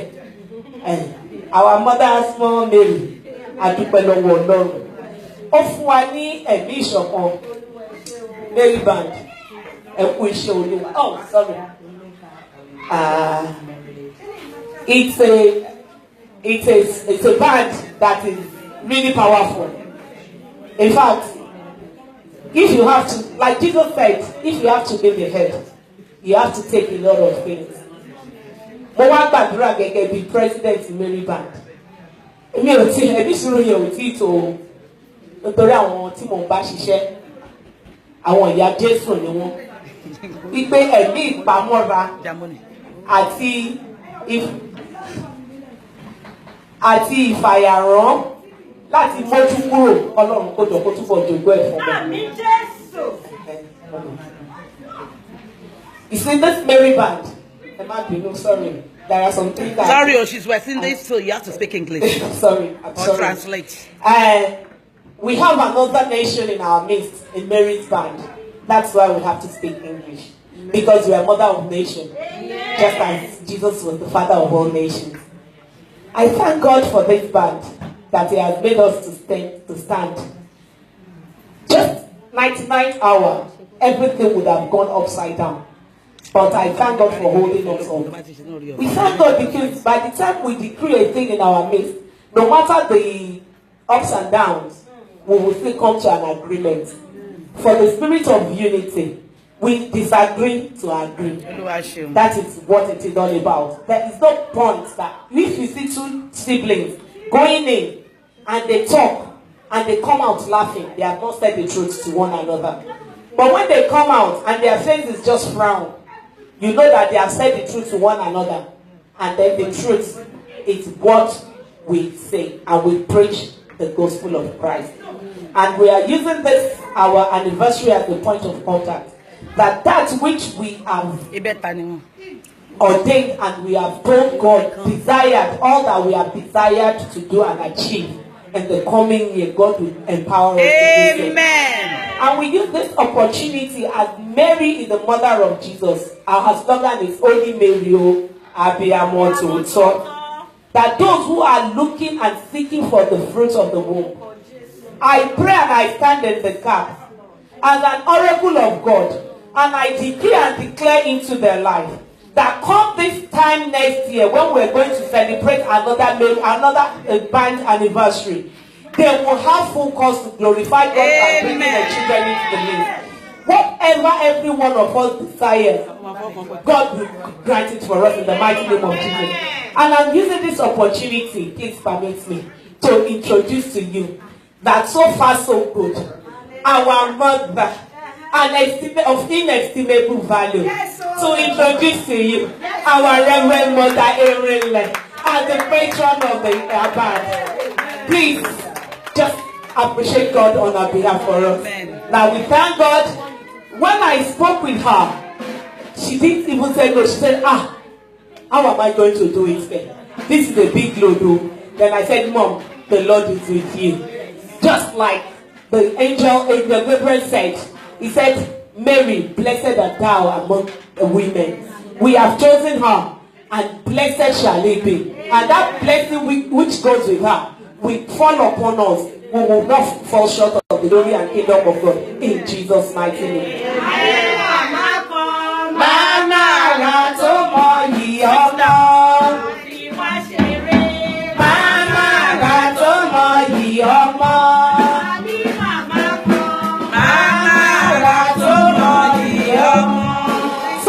I'm happy to present to you because there's no guest in the house of the Lord. Either you're Muslim, you're Christian, as long as we call the name of God. I will tell you, it's a confession time. By the time they bring our daddy's name, I was like, Mary, Ninu Shashi, Alaji. How did it tally? But I was made to understand. Then we now realize that our mother is an Alaja, and she's a Shalom. So we present to you our patron, and we spoke with him. He accepted us just like we are. This is our patron. God bless you, sir. We thank you for honoring our invite.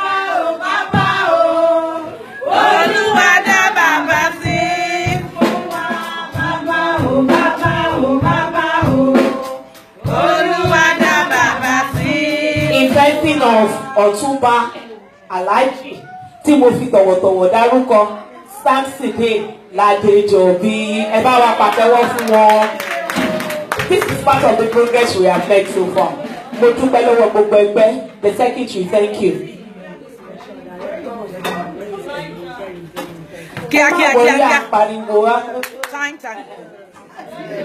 Owó time owó lẹ̀ ń ṣe yẹn. Ẹ máa fi kọ́wọ́ yín. Up till midnight we were still discussing.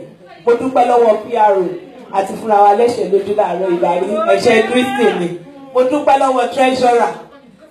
Ẹni tó bá jẹ gbèsè tí ẹ bá ní. A dúpẹ́ lọ́wọ́ Ọlọ́run. Ẹ ti mí sí ìyànfọ́n àtúntò.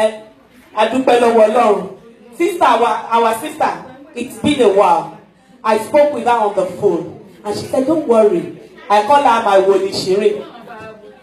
Woli Shirin, I call her. And she will say, oh, my mommy. I called her and spoke with her. And she said, I'm good. I'm still calling her. Are you sure you are coming? Because I was like, is she coming really? And she turned up. I bless God for her life. That which you desire, God will grant it. And it shall be permanent. In the mighty name of Jesus. Finally, to our mother of all mothers, who has given us the privilege and the opportunity to be a partaker of this great calling. I always prophesy, and I say it is a great calling, because I know and I believe in the calling, that it is a great calling. The calling which the God has given to you, nothing will tarnish it. Amen. As you are running this race, you will not fail. Amen. You will not falter. Amen. You will not be weary. Amen. Are you on the pere ni pe níbo lọ́lọ́run wà? Àmín o Jésù. Ìpè tẹ́ ẹ ti gbà tó dájú táwa gan jẹ́rìí sí yìí. Ayé ò ní ba ìpè náà jẹ mọ́ yín lọ́wọ́. Ẹ máa kó wa jẹ Àmín o pé. Jésù. Thank you to the president of Esther Band. Thank you to our general secretary in every area, because there are some things I don't understand. I will call the president of Esther Band. Báwo ló ṣe ń ṣe? Ṣé bọ́ ṣe ń ṣe ní ẹ̀kọ́ mi o? Because she's president before me. She was president before me. I thank you very much for all your support. I thank the whole church. Our church treasurer, thank you. And Timothy will bless you. The glory of the Lord will shine upon your life. That which you desire for good, God will grant it in the mighty name of Jesus. All our children, we have known them. We've known the beginning of them. We will not know the end of them. We will not mourn over them. In Jesus' mighty name we pray. Ashio, Adupeo. Emma Binu, Mola Wara Bishemi. Thank you for honoring my cause.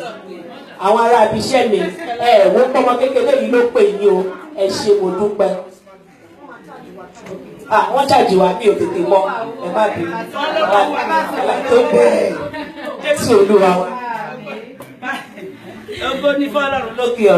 I need to make a correction when she said she called her sister Shireen. Sister Shireen is not a new member. She's a founding member of this church. But she needs to be in Jamaica for a while, and then she was basically so. But we are glad she's part of us. But even though she's away, I thank God for the peculiar people and what the Lord is doing. Even though she's away, she will contribute. She will send whatever she can. Even though we want to church, so we are all happy to see her back in our midst, and she has worked tirelessly on this mountain. So, and the Lord has established her. Will continue to uphold her. You will not fall nor falter. God bless you. Oh yeah, yeah, baby. Let's have my people like that baby. Akọ̀wé ló ń wá fẹ́rẹ̀. Ọlọ́tò. Pásítọ̀ tí a bá wọn gbàdúrà. Àti kàdá mẹ́wàá ṣàmúdà mẹ́wàá yín wá àgbè ìjáyẹ̀. Àti nìkẹ́ ló ń jáyẹ̀. A máa ń kà á. Bọ́ àkàtì àkàdá mẹ́wàá. Jésù ló ń dá mẹ́wàá. Pásítọ̀ tí ẹ bá gbàdúrà tó dá mẹ́wàá wọn. Ọlọ́run kò kú wọn. Akọ̀wé gbọ́dọ̀ lò. In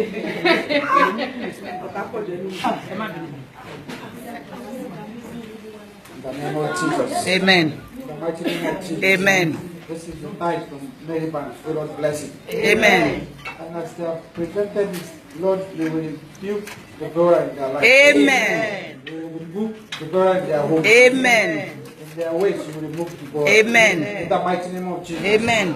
This tithe shall be used for the things of the kingdom. Amen. The The rest in the pocket, Lord will bless in the pocket. Amen. In Jesus' mighty name. Amen, amen, amen in Jesus' name.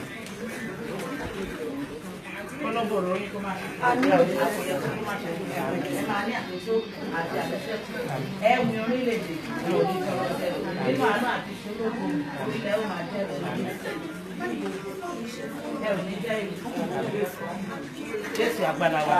Ó yá owó ìkọ́lé.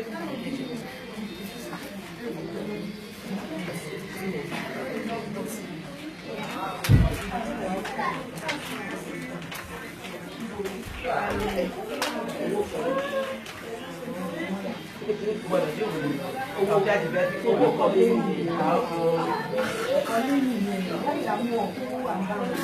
àti ìgbéraga bẹ̀rẹ̀.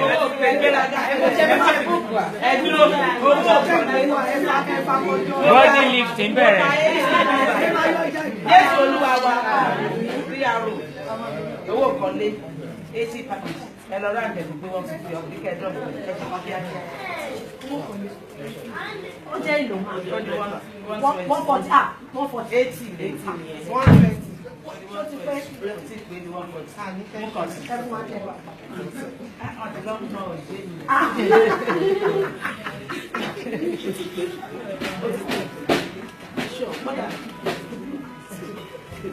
Same náà ni gbogbo àgbà pọ̀ sí. Wọ́n mú 150 pounds wá fún ọlọ́run kò wọlé. Prọfẹ̀tì ilé ara mi gbàdúrà fún wọn. Ìgbé ilé ara ilé ẹ̀mí kọ́lọ́run kó bá wa kọ́.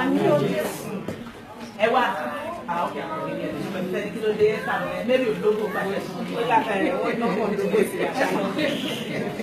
Let us pray. Ó yá o. Almighty and everlasting Father, you are the King of all glory. We give you all the glory, we give you all the honor. We thank you for what you are doing in the life of your children. Father, if you did not build, nobody can build. Father, I pray the Lord Almighty to build a house for every one of you. Amen. As you are building the house of the Lord will build a house for you. Amen.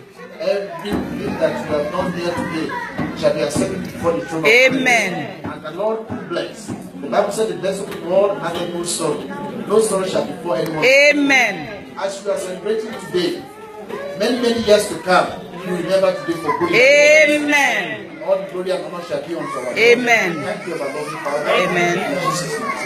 Amen. Amen. Amen. In Jesus' name. Ọba tó dá wa sí, abímọ, a graduate, àwọn kan lọ sílé, àwọn kan tún wọnú ilé tuntun. Ìsí Ọlọ́run, Holy Mary ni o. Abíamọ tòótọ́. Holy Mary ni o. Abíamọ tòótọ́. Sórí yín wà tẹ̀sẹ̀ tẹnu bẹ̀. Ó yẹ kó wá. Àti sílẹ̀. Àwọn gbà ń gbà.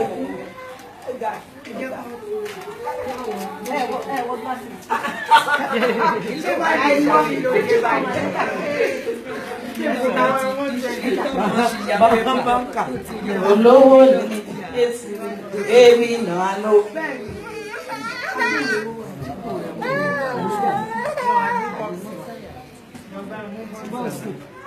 Lọ́wọ́ àpàlùjọ.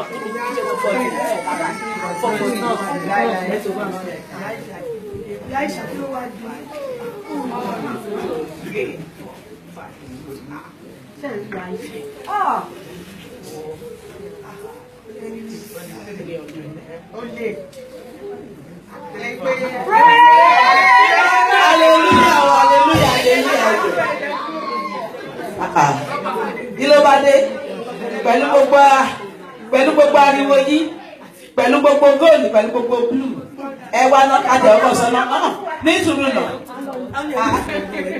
Dáàmì Esther gan lò kan ni Mary Esther mi àti ti Mary dà.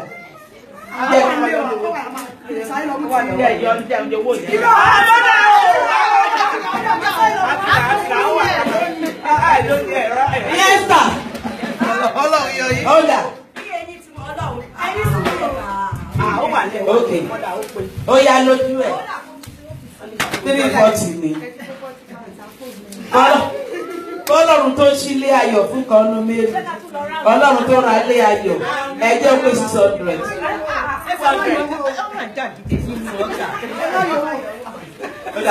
Mi ò yọwọ́. Holy Mary ni o. Ó yá o. Ẹ kó gbó pé ni mò ń dúró dè. Ẹ wà pé tí Esther bá lè kó 550 sílẹ̀ ó yẹ kí Mary kó 750 sílẹ̀. Bẹ́ẹ̀ni ẹ jọ ẹ bẹ́ẹ̀ ni ní house. Treasurer ó lè gbèdé ní láti kù.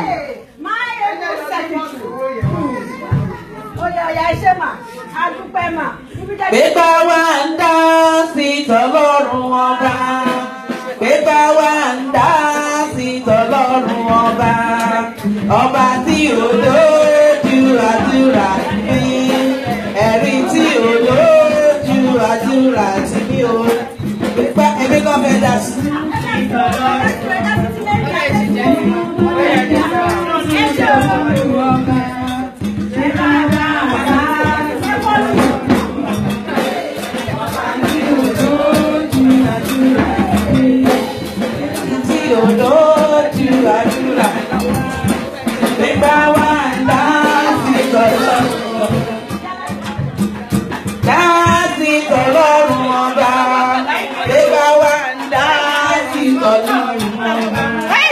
Ọba tí òdo ìtàdí kẹgbẹ́ ọmọ yẹn lọ ẹgbẹ́ sínú ọ́fíìsì ní kẹ̀tùlẹ̀ fún wọn ẹ má gbé sọ́fíìsì òdo láti ra kọ̀m̀pútà rò.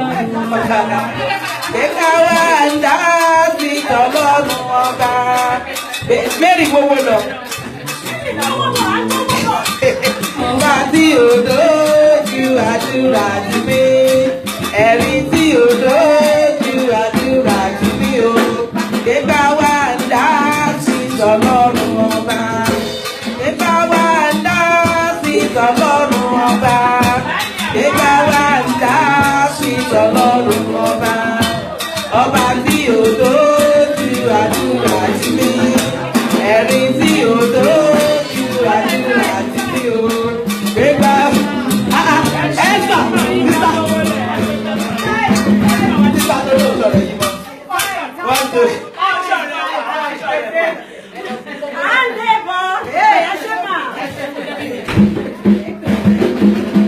Wọ́n ní Mary gbèdé o. Kọ́lọ̀ fún wa.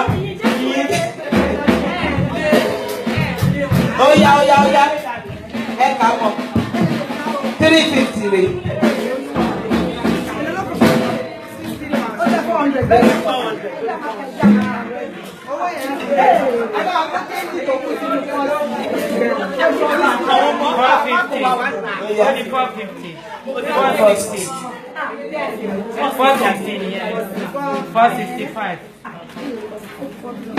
Over 35 pounds.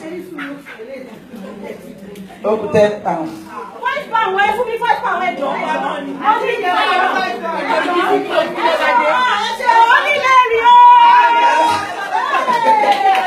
Praise God. Only Mary live. No, I was not there.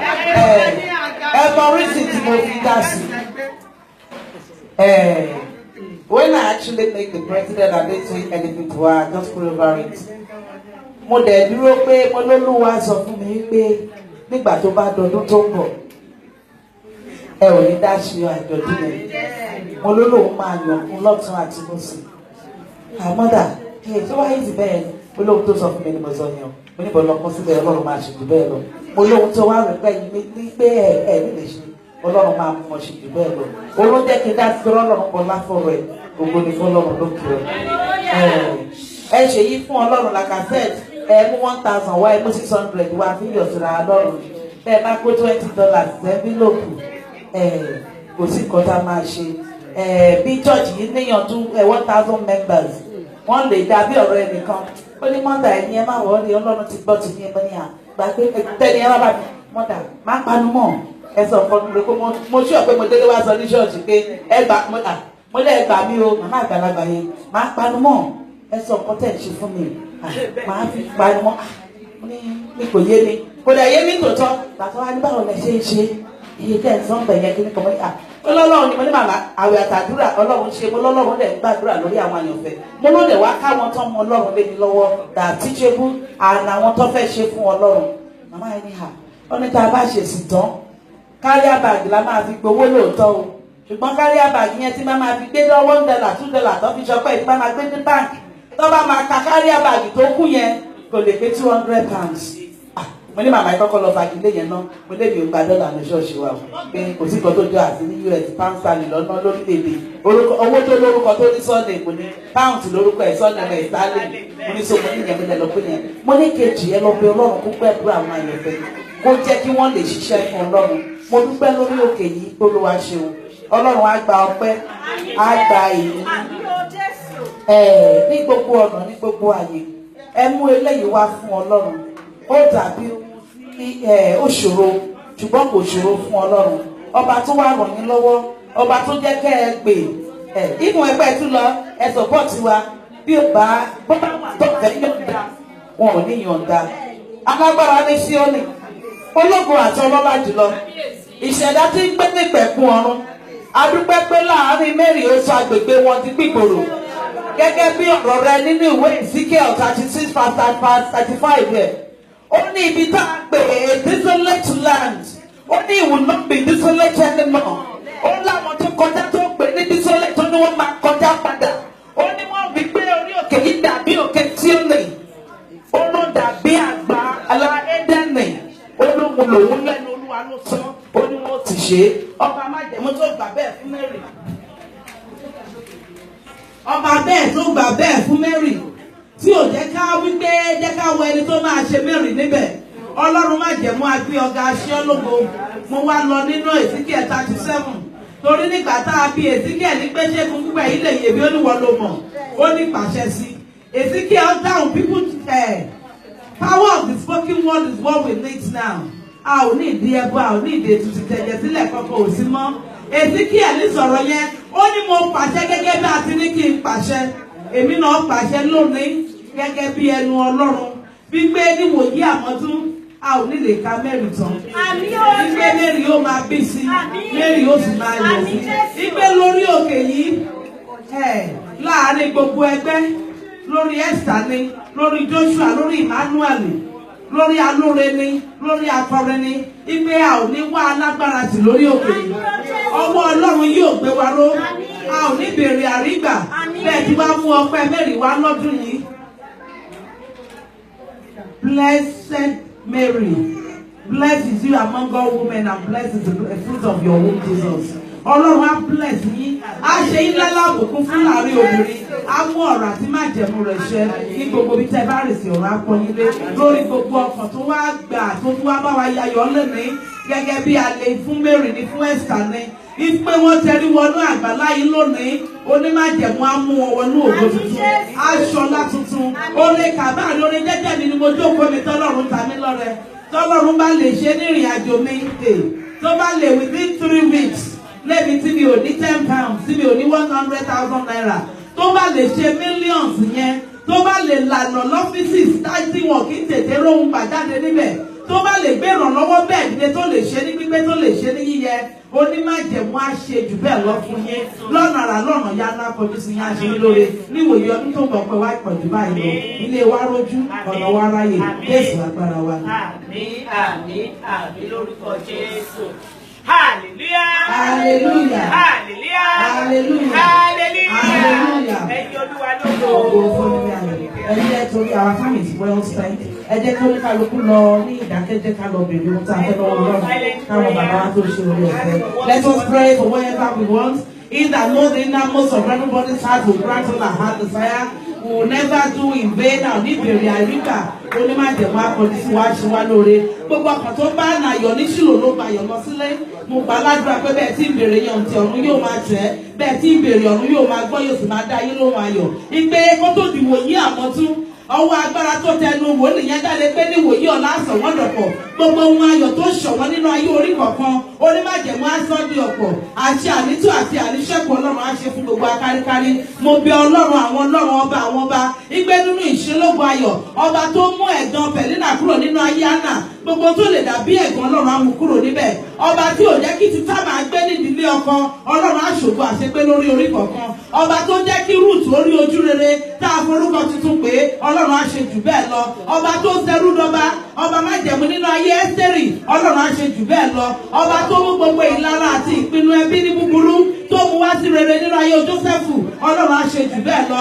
Ọlọ́run má jẹ̀mú nígbà tí Isaac gan máa padà dé ó sì rò pé kó òun ta brother òun lọ́rẹ ni ó lò ó need because the Lord has blessed me as well.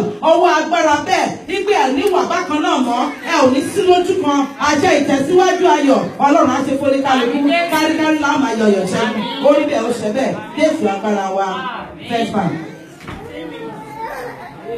Àwa lọ sí ilé wa, ogun ọ̀run yìí wá ká, ní gbogbo ibi ayé yìí ó má lè ṣe wá níbi. Bàjẹ́ oṣó ṣọ̀kan lọ́rùn fáwa ọmọ rẹ̀ Jésù. Bàjẹ́ oṣó ṣọ̀kan lọ́rùn fáwa ọmọ rẹ̀ Jésù.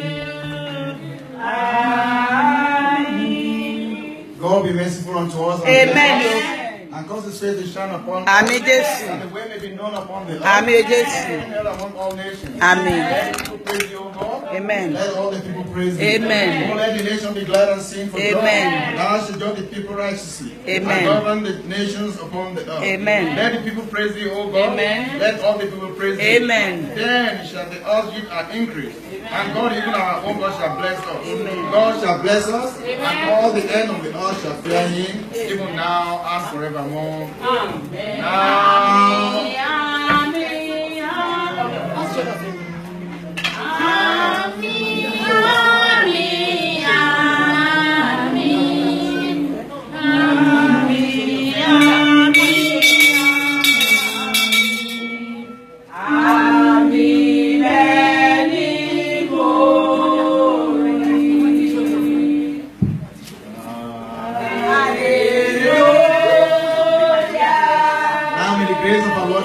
The love of God and the sweet fellowship of the Holy Spirit rest, remain, and abide with everyone, even now and forevermore. Praise the Lord! Praise the Lord! Praise the Lord! Hallelujah! Hallelujah! Hallelujah! Hallelujah! Hosanna! Hosanna! Hosanna! Hosanna! Iye! Iye! Iye! Ẹ̀yin ọba ẹ̀rí lógo, ẹ̀yin abúbáyọ̀ lógo, ẹ̀yin oníṣẹ́ ayọ̀ lógo. Ọlọ́run Ẹ́sítérì bá mi yìn lógo. Ọlọ́run ìpè mi bá mi yìn lógo. Ọlọ́run orí òkè àlàáfíà bá mi yìn lógo. Ọba tó forúkọ tuntun pè wá bá mi yìn lógo. Ọba tó kẹ́lẹ́ ayọ̀ fún tẹ máa jẹ̀ bá mi yìn lógo. Ọba tó máa fúnra ẹ̀ parí ẹ̀ bá mi yìn lógo. Ọba tó fi dá wa síta ayọ̀ àmọ́dún bá mi yìn lógo. Ìjọba ńlá fún Jésù.